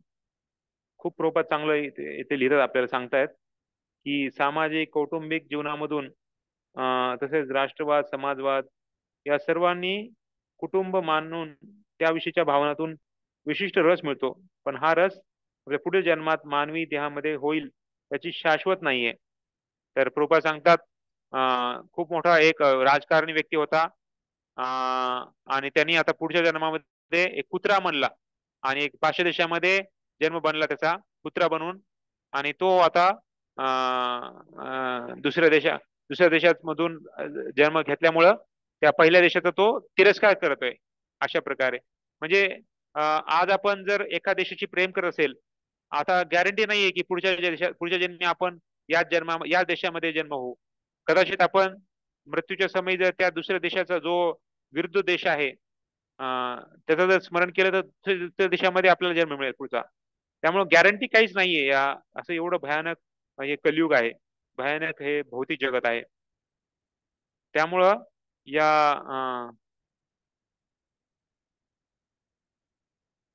आपण भागवतामध्ये एक श्लोक येतो.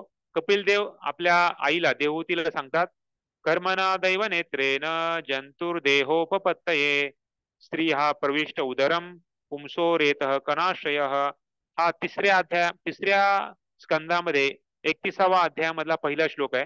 त्याच्यामध्ये कपिलदेव सांगतात की भगवंताच्या देखरेखेच्या खाली, अध्यक्षतेखाली, आणि आपण जे काही कार्य केले, जो आपण कर्म केले त्याच्यानुसार आपल्या या आत्म्याला दुसऱ्या शरीरामध्ये प्रवेश करावा लागतो.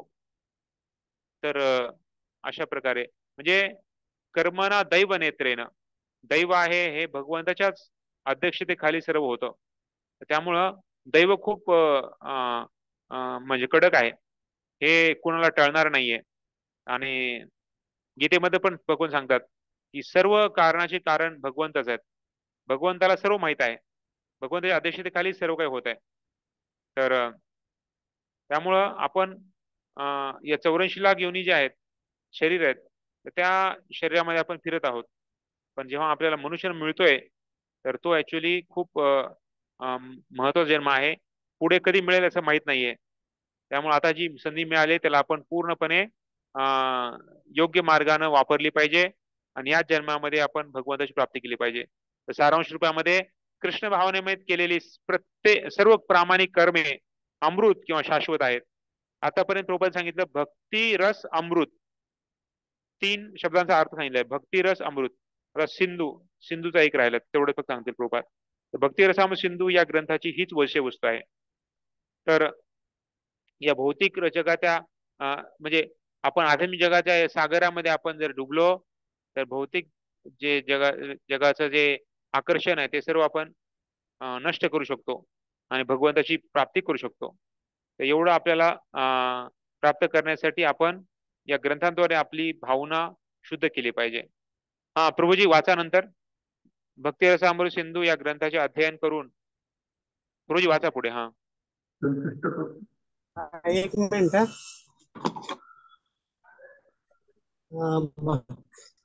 भक्ती रसामृत सिंधू या ग्रंथाचे अध्ययन करून एखादा गंभीर विद्यार्थी भक्ती रसात नित्य कार्यरत कसे व्हावे हे जाणून घेऊ शकतो. भक्ती रसाचा किंवा कृष्ण भावनेचा अंगीकार करून आपण आपले जीवन त्वरित मंगलमय करू शकतो. अशा मंगल जीवनात कोणत्याही प्रकारची चिंता नसते व त्याद्वारे आपण मोक्षालाही लज्जित करणारे दिव्य जीवन प्राप्त करू शकतो. केवळ भक्ती रसच मोक्षाची भावना उत्पन्न करण्यास पुरेसा आहे, कारण हा रस पूर्ण पुरुषोत्तम भगवान श्रीकृष्णांना आकर्षित करू शकतो. साधारणपणे नवीन भक्तांना भगवान श्रीकृष्ण किंवा परमेश्वराला पाहण्याची त्वरित इच्छा होते, परंतु आपल्या वर्तमान जड इंद्रियांनी आपण परमेश्वरास पाहू शकत नाही. भक्ती रसामृत सिंधूत दिलेल्या भक्तीच्या प्रक्रियेचे आपण पालन केले तर आपण हळूहळू भौतिक अवस्थेतून दिव्य स्थितीपर्यंत प्रगती करू शकतो. या स्थितीत भक्त सर्व उपाधीपासून मुक्त होतो. सतत भक्ती रसाच्या संपर्कात असल्यामुळे मग त्याची इंद्रिये शुद्ध होतात. जेव्हा शुद्ध इंद्रियांना भगवंतांच्या सेवेत उपयोगात आणले जाते तेव्हा आपण भक्ती रस जीवनात स्थित होतो व श्रीकृष्णांच्या आनंदाकरिता केलेले कोणतेही कर्म या दिव्य भक्ती रसमय जीवनात शाश्वत काळापर्यंत आपल्याला सुख देत राहते. जेव्हा आपण अशा प्रकारे भक्ती करण्यात कार्यरत असतो तेव्हा सर्व प्रकारचे रस शाश्वत होऊन जातात. मनुष्याला प्रारंभी आचार्य किंवा आध्यात्मिक गुरूंच्या मार्गदर्शनाखाली विधी नियमांचे प्रशिक्षण दिले जाते आणि हळूहळू त्याची प्रगती होत जाते, तशी त्याच्या ठायी उत्स्फूर्तपणे भक्तिमय सेवा करण्याची इच्छा निर्माण होते. पुढे तो स्वाभाविकपणे उत्सुक होऊन कृष्ण सेवा करू लागतो. या ग्रंथात सांगितल्याप्रमाणे 12 प्रकारचे रस आहेत आणि 5 प्रमुख रसांमध्ये श्रीकृष्णांचे आपले संबंध पुन्हा स्थापित झाल्यावर आपण शाश्वत काळ पूर्ण ज्ञानासहित आणि पूर्ण आनंदी जीवन जगू शकतो. हरे कृष्ण. वाचू का पुढे? प्रभूजी पुढचं वाचू का मी? हा पुढचे वाचा. हरे कृष्ण प्रभू. हा तुम्ही वाचा. हरे गुरु. आपल्या आयुष्याचे एक मूलभूत तत्व असे आहे की आपल्यामध्ये कोणावर तरी प्रेम करण्याची प्रवृत्ती असते. एखाद्या व्यक्तीवर प्रेम केल्याविना आपण जगू शकत नाही. ही प्रवृत्ती सर्व जीवांमध्ये आढळते. अगदी वाघासारख्या प्राण्यामध्ये देखील सुप्तावस्थेत का होईना, परंतु ही प्रेम करण्याची प्रवृत्ती अवश्य दिसून येते व मनुष्यात तर ही निश्चितच असते. तथापि आपण कोठे आपले प्रेम अर्पण करावे जेणेकरून सर्वजण सुखी होतील, हे मात्र कोणालाही समजलेले नाही. वर्तमान मनुष्य समाज आपल्याला असे शिकवतो की आपण देशावर, कुटुंबावर किंवा स्वतःवर प्रेम करावे, परंतु कोणत्या ठिकाणी प्रेम अर्पण केल्यावर सर्वजण सुखी होऊ शकतील ही माहिती कोणीही देऊ शकत नाही. ते एक रहस्यच असते. या ग्रंथात हे रहस्य सोडवलेले आहे. या ग्रंथामध्ये भगवान श्रीकृष्णाची भक्ती केली की हे रहस्य सुटेल. श्रीकृष्णांविषयीचे आपले मूळ प्रेम कसे पुनर्जागृत करावे आणि आनंदमय जीवनातील स्थिती कशी प्राप्त करावी हे या भक्ती रसामृत सिंधू ग्रंथांमध्ये शिकवण्यात आले आहे. एखादे बालक सर्वप्रथम आपल्या आई वडिलांवर प्रेम करते, नंतर ते भावा बहिणीवर प्रेम करते आणि त्याची जशी वाढ होत जाते तसे ते आपल्या परिवार, समाज, देश आणि अगदी अखिल मानव समाजावर सुद्धा प्रेम करू लागते. पण सर्व मनुष्यावर प्रेम करूनही त्याची प्रेम प्रवृत्ती संतुष्ट होत नाही. सर्वश्रेष्ठ प्रेम करण्यायोग्य वस्तू कोणती हे ज्ञान नसेपर्यंत त्याची ही प्रवृत्ती अपूर्ण रीतीने संतुष्ट होत जाते. आपण जेव्हा भगवान श्रीकृष्णावर आपले प्रेम केंद्रित करतो तेव्हा आपले प्रेम सर्व प्रकारे संतुष्ट होत असते. 5 निरनिराळ्या दिव्य रसांमध्ये श्रीकृष्णावर प्रेम कसे करावे हीच भक्ती रसामृत सिंधू या ग्रंथांची मुख्य शिकवण आहे. हरे कृष्ण. हा हरे कृष्ण. धन्यवाद. तर खूप सुंदर लिहितात ऍक्च्युली प्रभुपाद लिहितात ह्याच्यामध्ये. ऍक्च्युली हे आपण नेहमी लक्षात ठेवलं पाहिजे. खूप सुंदर आहे हे समजण्यासाठी आणि आपल्या जीवनामध्ये पालन करण्यासाठी. ही जर आपण शिकवून समजलो तर ऍक्च्युली आपण जीवनामध्ये एक महत्वाचं जे म्हणजे जीवनामध्ये यश मिळवल्यासारखं आहे. कारण प्रभुपाद सांगतायत की आज हे लोकांना रहस्य माहीतच नाहीये. आज लोक दुसऱ्याच देशामध्ये गुरफट चाललेले आहेत. तर कुणावर प्रेम करायचं हेच माहित नाही. पहिल्यांदा प्रभुपाद लिहितात ऍक्च्युली आपण जे आपण भक्ती करत आहोत तर ऍक्च्युली भक्तीनं आपले इंद्रिय शुद्ध करवतात. सेवोन्मुखे हि जीवादो स्वयमेव स्फुरत्यदा अथ श्रीकृष्णामादि न भवेद भ्रायम इंद्रिय सेवोन्मुखे जीवादो स्वयमेव स्फुरत्यदा. तर भगवंत सेवेनं आपल्या इंद्रियाची शुद्ध होऊ शकते. जेव्हा इंद्रियाला आणि मनाला आपल्या भगवंत सेवेमध्ये आपण लावतो तेव्हा आपली इंद्रिय आणि मन शुद्ध होतात. तर आज प्रत्येक जणामध्ये 4 दोष आहेत. ते 4 कुठले दोष आहेत तर प्रभुपाद सांगतात प्रत्येकामध्ये आपण चूक करण्याची हे आहे. म्हणजे प्रत्येक जण चुका करतो. नंतर प्रत्येक जण अज्ञानामध्ये आहे. प्रत्येक जणामध्ये दुसऱ्यांना फसवण्याची इच्छा आहे किंवा ती म्हणजे त्याच्यामध्ये टेंडन्सी आहे, प्रवृत्ती आहे. आणि आपली इंद्रिय कमकुवत, इंद्रिय शुद्ध नाही आहेत. हे 4 प्रकारचे दोष या आपण प्रत्येक जीवात्म्यामध्ये आहेत. त्यामुळे प्रभुपाद सांगायचे आपण अशा व्यक्तीकडून आपण ऐकलं पाहिजे ज्यामध्ये हे 4 दोष नाहीयेत. या भौतिक जगामध्ये सर्व लोक या 4 दोषामध्ये आहेत. मग जो कोणी व्यक्ती या 4 दोषांच्या द्वारे असेल तर तो शुद्ध भक्त नाहीये किंवा शुद्ध ज्ञान देणार नाहीये. अपौरुषेय भगवंत जे आहेत ते अपौरुषेय आहेत. म्हणजे भगवंतांनी जे शब्द बोललेले आहेत त्याला अपौरुषे म्हटलं जातं, की त्यांच्यामध्ये हे 4 दोष नाहीयेत. आणि 4 दोष हे सर्व जीवांमध्ये आहेत. त्यामुळे शिक्षक किंवा गुरु असा असला पाहिजे की तो या 4 दोषांचे परी असला पाहिजे. तर त्यासाठी प्रभुपाद सांगतात जे वेद आहेत, पुराण आहेत, ते उपनिषद आहेत, हे सर्व भगवंतांनी ज्ञान ब्रह्माला दिलं आणि ब्रह्मानी मग असं त्यांच्या नारद मुनी आणि अशा प्रकारे परंपरेत चाललेले आहे. त्यामुळं ते ज्ञान शुद्ध आहे. बाकी या जगाचं ज्ञान सगळं अशुद्ध आहे. त्यामुळं आपल्या शुद्ध ज्ञानाने आपण इंद्रियाला शुद्ध करू शकतो.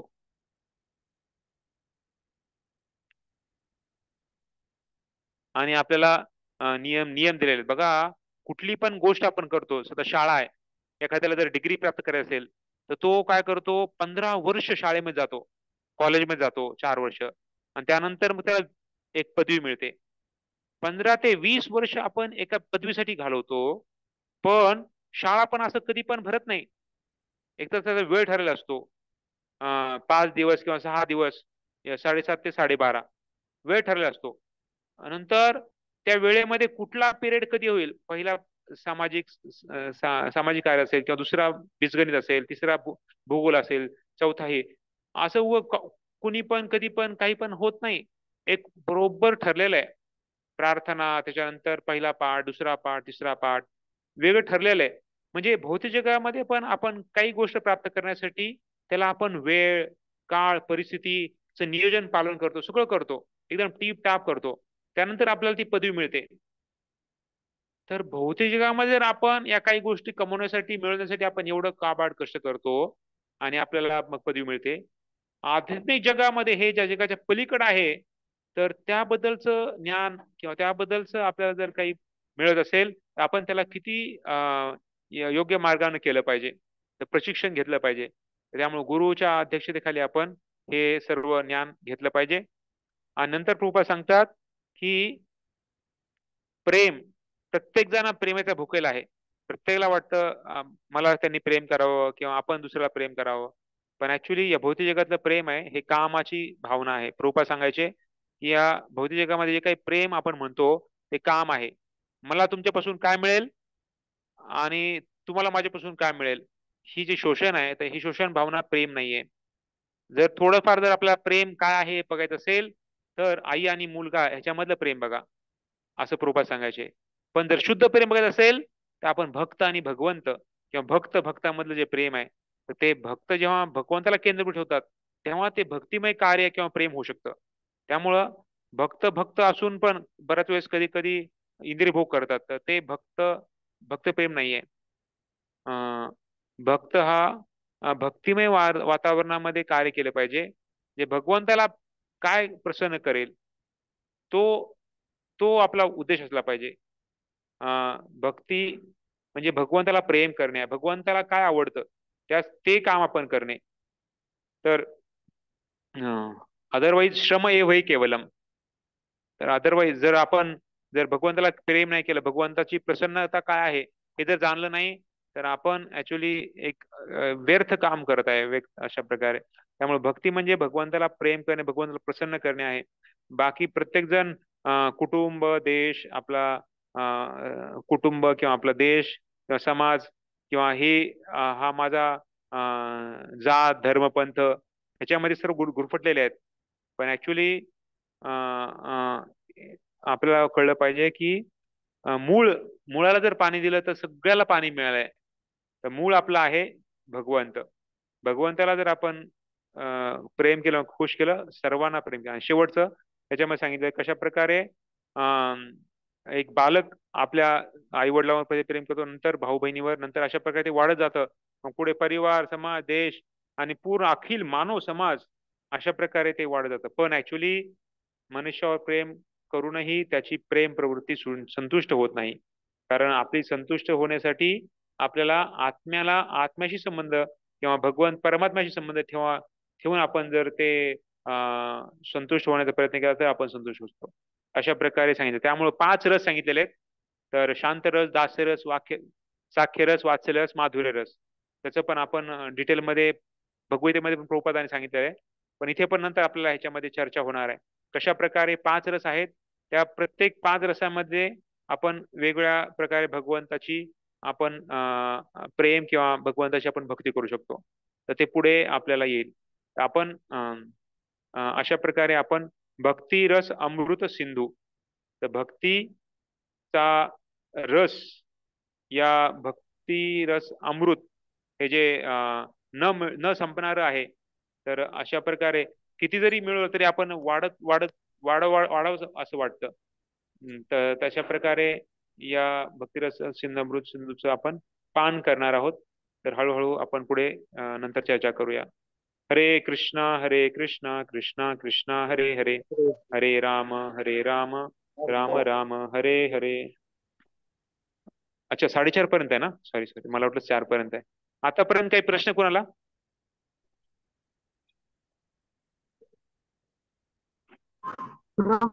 ते 4 दोष कुठले सांगितले ते मला फोन आला त्यामुळे मी ऐकलं नाही. मनुष्याचे 4 दोष. हा, मी सांगितलंय. कुणाला काही लक्षात आहे? कुणाला काही लक्षात आहे का? कुणी सांगू शकतं का? हा, एक सांगा. हा, हा, चुका करतो, बरोबर. आपण चुका करतो. हा, दुसरा सांगा. अज्ञान. हा, आपण प्रत्येक जण अज्ञानामध्ये, त्यामुळे आपण गुरुला प्रार्थना करतो ना, ओम अज्ञान तिमिरांधस्य ज्ञानांजन शलाकया. हे गुरुजन, आम्ही सर्व या अज्ञानरूपी अंधकारामध्ये आम्ही जन्म घेतलेला आहे. तुम्ही ज्ञान देऊन प्रकाशमय आम्हाला दृष्टी द्या. बरोबर, आपण अज्ञानामध्ये आहोत, आपल्याला ज्ञानमध्ये व्हायचं. बरोबर. तिसरं काय सांगितलं?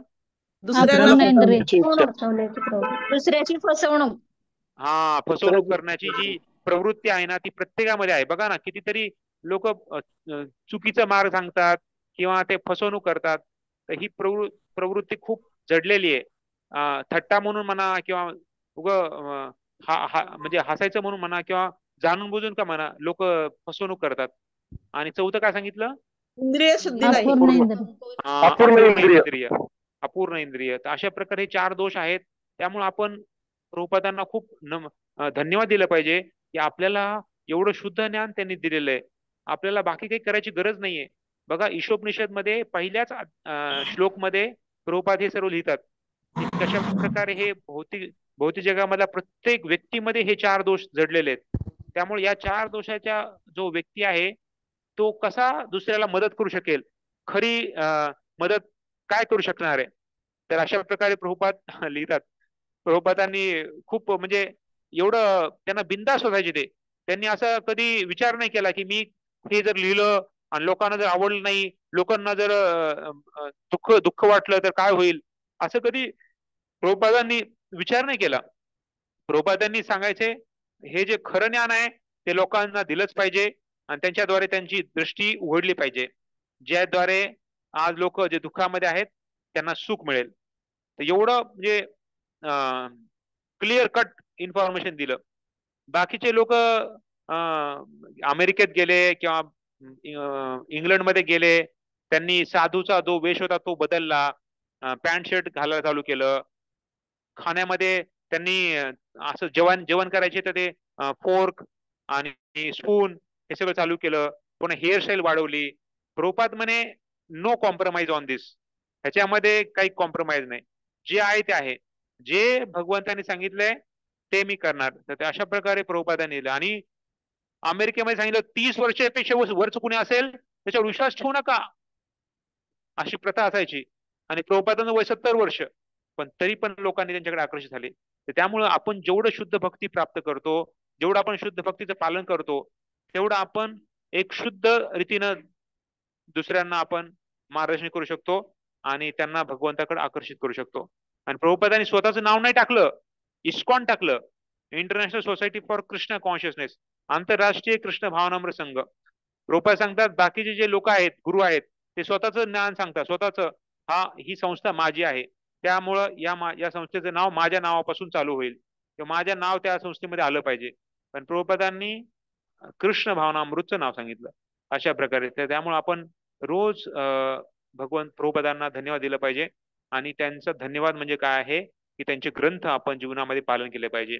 त्यांचे जे ज्ञान आहे, जे दिवस रात्र त्यांनी काबाड कष्ट केलं. बघा, दिवसभर एवढ्या त्यांच्याकडं लोक संकट घेऊन यायचे, त्यांना खूप लोकांचे भांडण व्हायचे किंवा वेगवेगळ्या लोकांना काय काय करावं लागायचं. पण रात्री प्रभुपाद बसायचे आणि हे सर्व पुस्तक लिहायचे. एकदा पण त्यांनी म्हणजे माझं मन दुखावलं आहे, आज खूप मला माझ्या माझ्या शिष्याने मला खूप त्रास दिला, आता माझं डोकंच चालत नाहीये, मला असं झालंय, मला तसं झालंय. एकदा पण त्यांचा तो विचार होता तो एकदम, कारण त्यांना शुद्ध सत्वामध्ये होते. त्यामुळे आपल्या पण जीवनामध्ये जेवढं आपण सात्विक बनू, जेवढं या रजोगुण तमोगुणाच्या प्रभावापासून आपण वरती जाऊ आणि शुद्ध सत्वामध्ये आपण जाण्याचा प्रयत्न करू. कमीत कमी सात्विक झालं पाहिजे, सात्विक झालं पाहिजे, नंतर शुद्ध सात्विक झालं पाहिजे. तेवढं आपण आपल्या भक्तीमध्ये लवकरात लवकर प्रगती करू शकतो. नाहीतर मग हे रजोगुण तमोगुण सुटत नाही आपल्याला. भौतिक जगामध्ये खूप प्रलोभन आहेत, आकर्षक आहेत. त्यामुळे आपण शुद्ध भक्ती पालन केली पाहिजे आणि या मायेच्या प्रभावापासून वाचलं पाहिजे. त्यासाठी रोज हरिदास ठाकूरांना, इथे प्रभुपाद हरिदास ठाकूरांचं उदाहरण सांगता याच्यामध्ये, आपण हरिदास ठाकूर ही मायाशक्ती आली होती, हरिदास ठाकूरांना आकर्षित करण्यासाठी मायाशक्ती आली होती, पण हरिदास ठाकूरांनी मायेला जिंकवलं, तर त्या मायेला जिंकलं आणि मायेला दीक्षा दिली. अशा प्रकारे आपण हरिदास ठाकूरांनी मायेला जिंकून मायेला दीक्षा दिलेली आहे.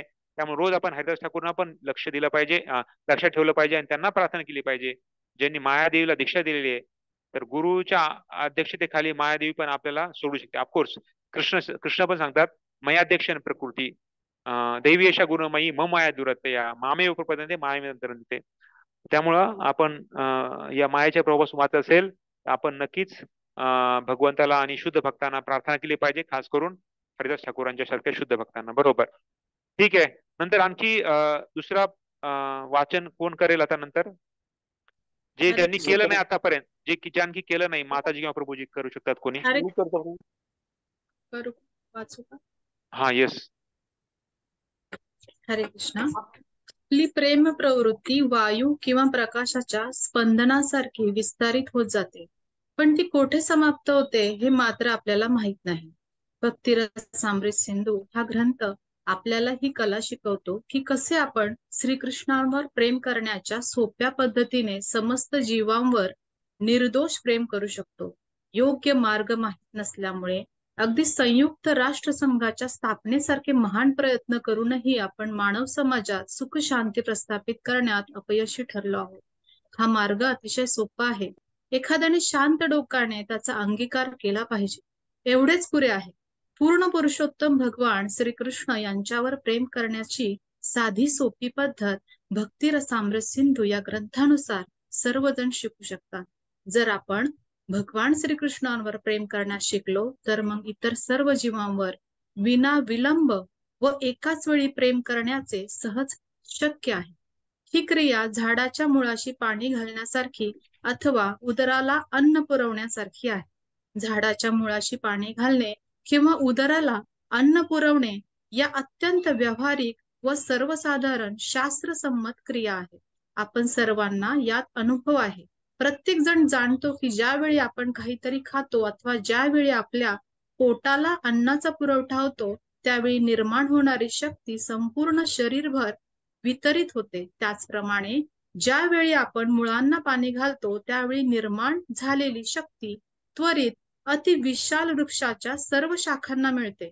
वृक्षाच्या प्रत्येक भागाला पाणी घालणे शक्य नाही, तसेच शरीराच्या प्रत्येक अंगाला वेगळा अन्न पुरवठा करणे शक्य नाही.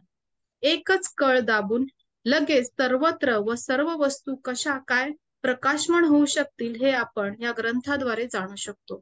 ज्याला ही कला अवगत नाही त्याला आपल्या जीवनातील मूळ उद्देशच माहित नाही असे समजावे.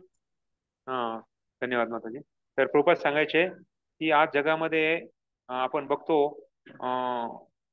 जसं कुत्रा आहे, कुत्रा 4 पायावर पळतो आणि मर्सिडीज बेंज किंवा मोठमोठ्या कारमध्ये लोक 4 चाकी गाडीमध्ये पळतात. तर कुत्रा पळतोय आणि मनुष्य व्यक्ती गाडीमध्ये पळतोय, त्याच्यामध्ये जास्त फरक नाहीये का? कारण ते त्यांचा जीवनाचा उद्देशच माहित नाहीये. तर त्याच्यामध्ये आपण म्हणतो की आम्ही खूप सोफिस्टिकेटेड व्यक्ती आहोत, प्राणी पशु हे सर्व आहार निद्रा भय मैथून करतात आणि ते सगळं बाहेर आहे, पण आपण एकदम सोफिस्टिकेटेड आहे, एवढं चांगल्या बिल्डिंग मध्ये करतोय. पण प्रभुपाद सांगतात भावना तर एकच आहे. तुम्ही खाताय ते पण खाताय, तुम्ही भोग ते पण ते करतायत. जर तुमचा घटक वेगळा असेल, पण जी आनंद मिळण्याची जी आहे ती प्रवृत्ती ती एकच आहे. तर आपण जे आज म्हणतो आपण खूप प्रगती केलेली आहे, ते प्रगती म्हणजे काय आहे हा प्रश्न प्रभुपाद नेहमी विचारायचे लोकांना. तुम्ही काय प्रगती केली आहे? एवढी मोठाली 100 मजली इमारत बांधली आहे आणि लोक 100 मजली इमारतच्या वर जातात आणि तिथून आत्महत्या करतायत.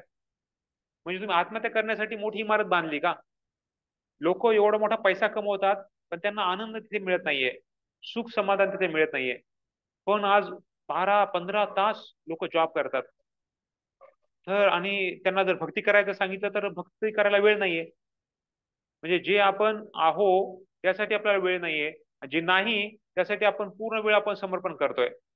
तर अशा प्रकारे आज दुःखमय स्थिती वातावरण झालेलं आहे. त्यामुळे प्रभुपाद सांगतात तिथे की कशा प्रकारे आज मानव समाजामध्ये सुख शांती समाधान प्रस्थापित करण्यासाठी आज अपयश ठरलेलं आहे. एवढं मोठं संयुक्त राष्ट्रसंघ स्थापन केला, पण आज प्रभुपाद सांगायचे एक एक जो झेंडा आहे तो वाढत चाललेला आहे. म्हणजे आपण संयुक्त राष्ट्रसंघ आपण म्हणतो, पण विभागणी होत होत वाढत चाललेली आहे आणि झेंडे वाढत चाललेले आहेत. आणि जे केंद्रबिंदू एक नाहीये. जसं 5 पांडव केंद्रबिंदू कृष्ण होते. कृष्णाची प्रसन्नता ही केंद्रबिंदू होती.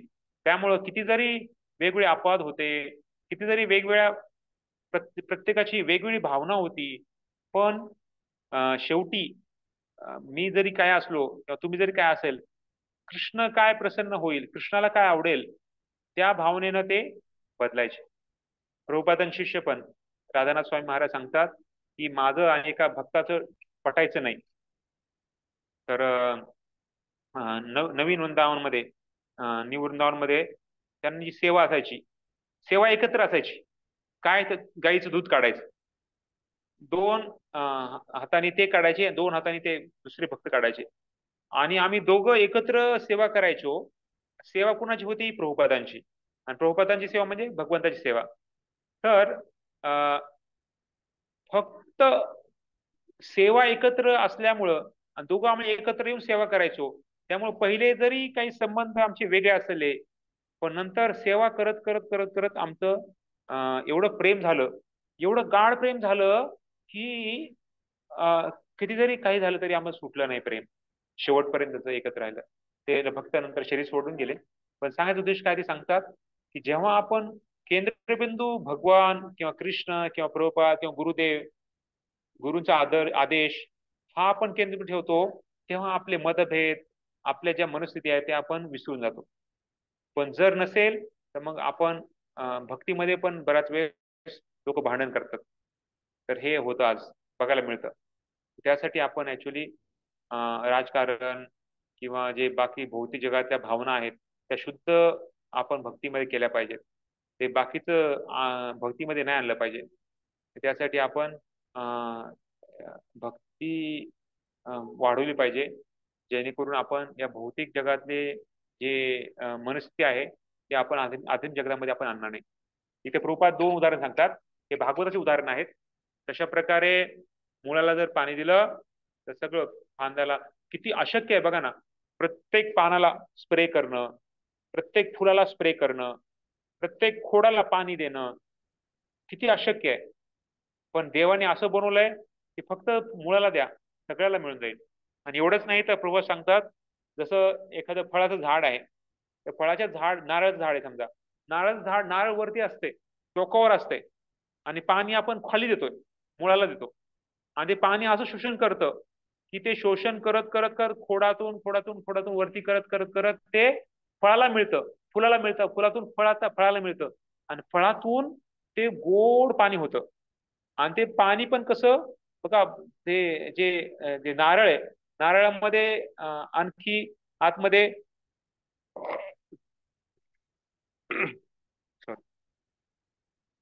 कवच असते, कवचामध्ये पुन्हा नारळ असते, त्या नारळामध्ये पाणी असते. आणि ते पाणी पण कधी गोड बनवण्यासाठी कुठे इंजेक्शन दिलं नाही, ते देवानीच किमया आहे.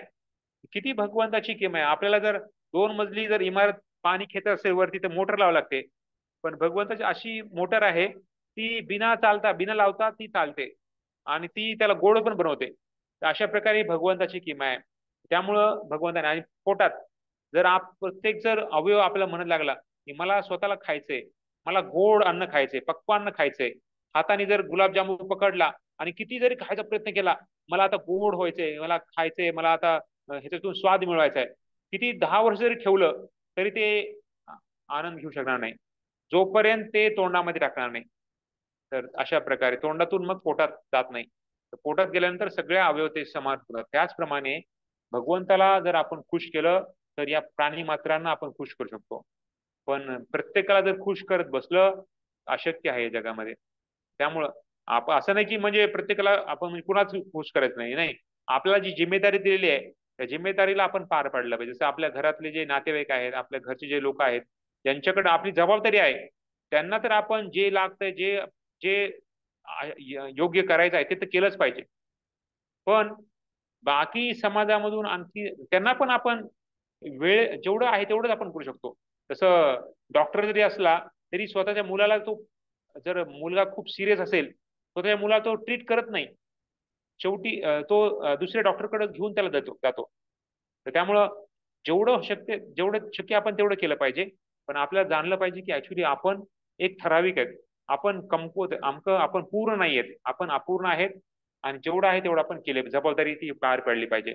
मात्रवत जी मात्रा स्वस्त्रा धुवित सांगितलं जातंय की आई वडील गुरु शिक्षक किंवा वडीलधारी व्यक्ती आहेत, त्या प्रत्येकाची जबाबदारी आहे की आपल्यावर आधारित जे लोक आहेत त्या सर्वांना भक्ती देणे, त्यांना भगवंताकडे घेऊन जाणे, ही प्रत्येकाला जबाबदारी आहे.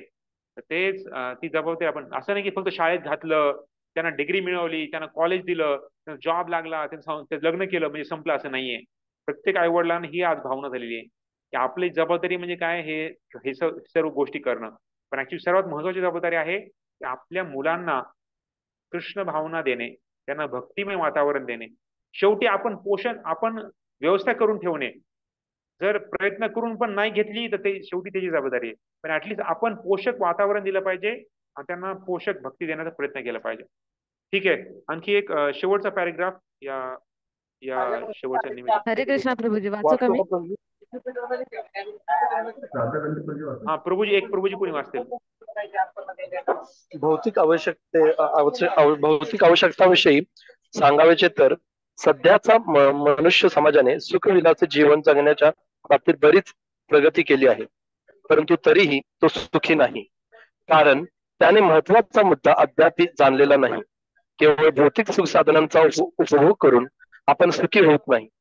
याचे उत्तम उदाहरण म्हणजे अमेरिका, जगातील सर्वात श्रीमंत देश.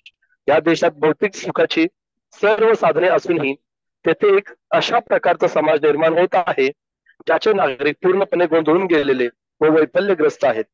मी अशा गोंधळून गेलेल्या लोकांसमोर एक नम्र निवेदन करू इच्छितो की त्यांनी भक्ती रसामृत सिंधू या ग्रंथाच्या मार्गदर्शन केल्याप्रमाणे भक्तिमय सेवेची कला अवगत करावी, आणि मला खात्री आहे की ती यामुळे ज्यांच्या हृदयातील भौतिक अस्तित्वाचा धगधगता अग्नी त्वरित शांत होईल.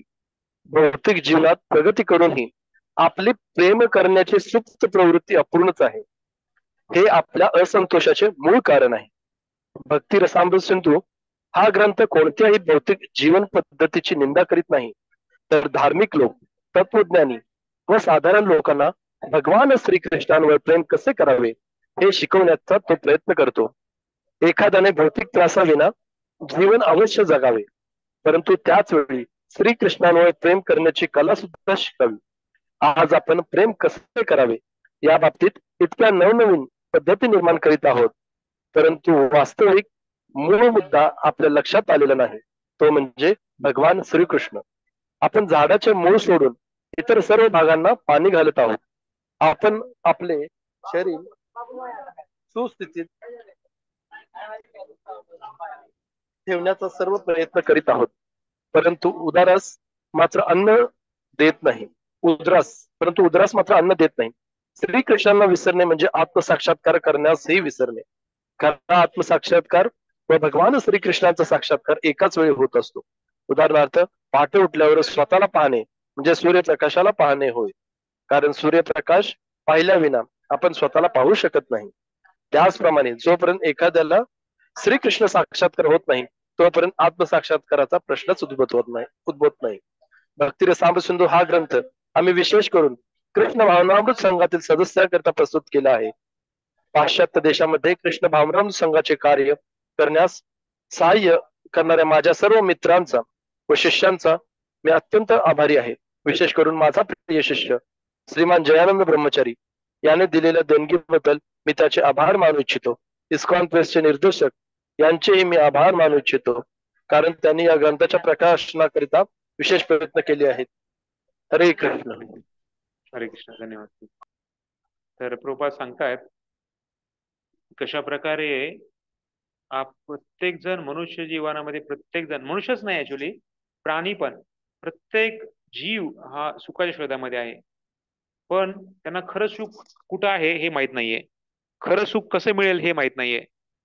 तर प्रभुपाद इथे उदाहरण देतात, सगळ्यात जगातला श्रीमंत देश अमेरिका, पण आज सगळ्यात भरकटलेला किंवा सगळ्यात दुःखी जो देश आहे तो अमेरिका आहे. का?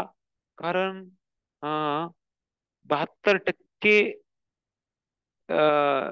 लोकांमध्ये आज तलाक होत आहे, म्हणजे डायव्होर्स होत आहे. आणि कितीतरी मला माहित आहे टक्के, पण मेजॉरिटी जे लोक आहेत ते सगळे वाईट व्यसनाच्या आहारी जात आहेत आणि आत्महत्या करण्यामध्ये प्रमाण वाढत चाललेलं आहे. आज आपल्याला माहित नाही की कधी चोरी होईल आमच्या घरी, कधी लोक मला मारतील, अशी स्थिती आज अमेरिकेमध्ये आहे. तर आपण श्रीमंत देश तर आहे म्हणतो, पण जो सुखी देश आहे ना, तो सुखी म्हणजे सुख नाहीये किंवा समाधान नाहीये, आनंद नाहीये. त्यामुळं प्रभुपाद जेव्हा गेले होते अमेरिकेसारख्या देशामध्ये, तेव्हा त्यांनी बघितलं की सर्व काय आहे या जगामध्ये, सर्व काही आहे, पण त्यांना सुख आनंद नाहीये. त्यामुळे प्रभुपाद इथे निवेदन करतात. प्रभुपाद नम्रतेने सांगतायत की या गोंधळून गेलेल्या लोकांना माझं एक निवेदन आहे. ते काय निवेदन आहे? तर सांगतात की भक्ती रसामृत सिंधू या ग्रंथात जे मार्गदर्शन दिलेलं आहे, कशा प्रकारे आपण भक्तिमय सेवा ही कला आहे ही आपण अवगत केली पाहिजे. आणि प्रभुपाद सांगतात, मला खात्री आहे. काय खात्री आहे? की या मुळे काय होईल की त्यांची जी धगधगती आग आहे ती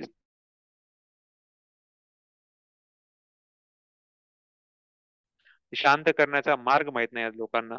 त्यांना वाटतं की मी हे भोग केला, हे सुख मिळवण्याचा प्रयत्न केला तर माझी ती आग आहे ती शांत होईल, पण ऍक्च्युअली ती आग त्याच्यामुळे शांत होणार नाहीये.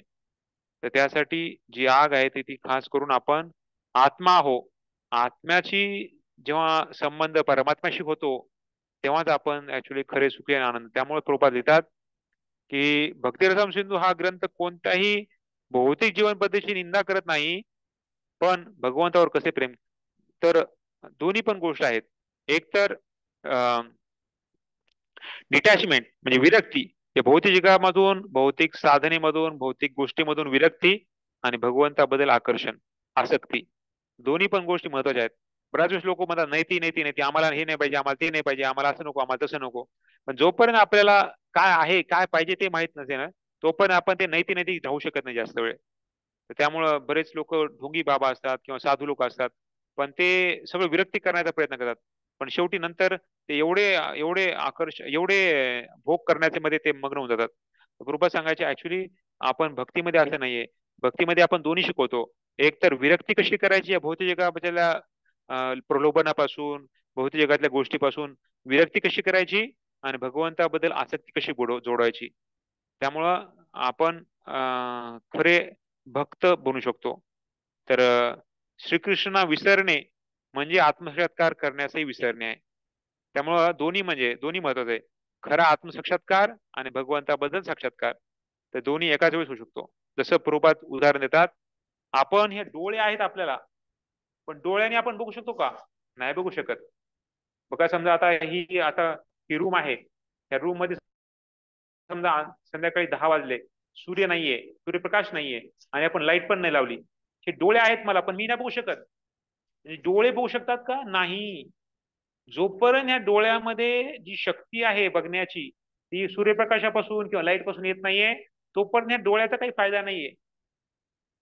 म्हणजे आपल्यामध्ये किती दोष आहेत आपण करू शकतो, बघू शकतो.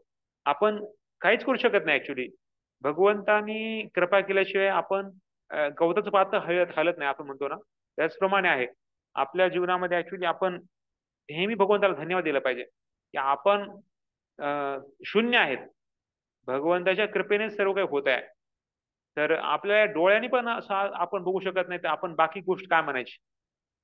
तर एवढं सगळं आपल्या शरीरात आपल्याला काय चाललेलं आहे, काय आपण खातोय या गोष्टीनं, आणि रक्त कसं बनतंय आणि बाकी सगळं जीवन कसं चालतंय हे आपल्याला कळत नाही. विज्ञानाने थोडं संशोधन काढलंय पण ते म्हणजे त्याच्यामध्ये पूर्ण यश नाही मिळवलेलं. त्यामुळं जसं गाईला गवत एका तोंडातून टाकतो आणि दुसरीकडून दूध मिळतंय, अशी कुठलीच मशीन आजपर्यंत वैज्ञानिक लोक करू शकले नाही. जेव्हा प्रभुपाद सांगतात 2 पुस्तकं एकत्र आले तर तिसरं पुस्तक बनू शकतं का? नाही बनू शकत. किंवा 2 गाड्या एकत्र आल्या, तिसरी गाडी बनू शकते का? नाही बनू शकत. पण देवाने असे बनवलेलं आहे की एक व्यक्ती किंवा पुरुष आणि स्त्री एकत्र आली तर एक मुलगा बनू शकतो. तर अशा प्रकारे हे सगळं देवाचे देण आहे.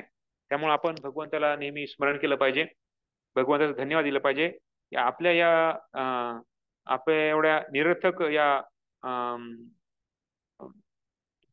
दोषी या शरीरामध्ये पण भगवंत स्थान आहे, भगवंताने स्थान घेतलेलं आहे. त्यामुळे आपण आपला शरीर चाललेलं आहे. या शरीरामध्ये किटाणू आहेत, जीवजंतू आहेत, कितीतरी मल मूत्र एवढं सगळं या सकाळी उठल्यानंतर 9 जे हे आहेत त्यातून दुर्गंध येतो. म्हणजे किती एवढं म्हणजे घाण म्हणजे शरीर आहे, पण त्या शरीरामध्ये पण आपण स्वच्छ ठेवायचा प्रयत्न करतो का? कारण हे भगवंताचं मंदिर आहे. आपण तिलक लावतो, आपण भगवंताला प्रार्थना करतो, भगवंत परमाच्या रूपाने या शरीरामध्ये आहेत. या सगळ्या ह्याच्यामध्ये पण आपण भगवंताला धन्यवाद दिले पाहिजे की त्यांनी आपल्याला सोडलं नाही, आपण त्यांना सोडलंय पण त्यांनी आपल्याला सोडलेलं नाहीये. जर त्यांनी आपल्याला सोडलं बस मग आपण या जगात राहू शकत नाही. अशा प्रकारे भगवंत आहेत. त्यामुळे आता हे या पुढे प्रस्तावनामध्ये पण आपण थोडं आणखी बघणार आहोत. नंतर मग आपल्याला या जे खास करून या भौतिक रसम सिंधूमध्ये पहिले आपण 19 अध्याय आपण बघत असतो. 19 अध्यायापर्यंत आपण चर्चा करणार आहोत.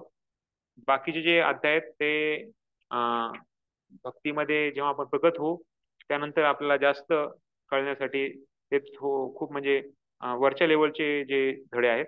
पण आपल्या खास करून साधना भक्तीमध्ये आपण प्रेम भक्तीपर्यंत आपण बघणार आहोत. अध्याय 19 तर भाग 1 हा आपण बघणार आहोत या भक्तिरसम सिंधूच्या या पुस्तकातून.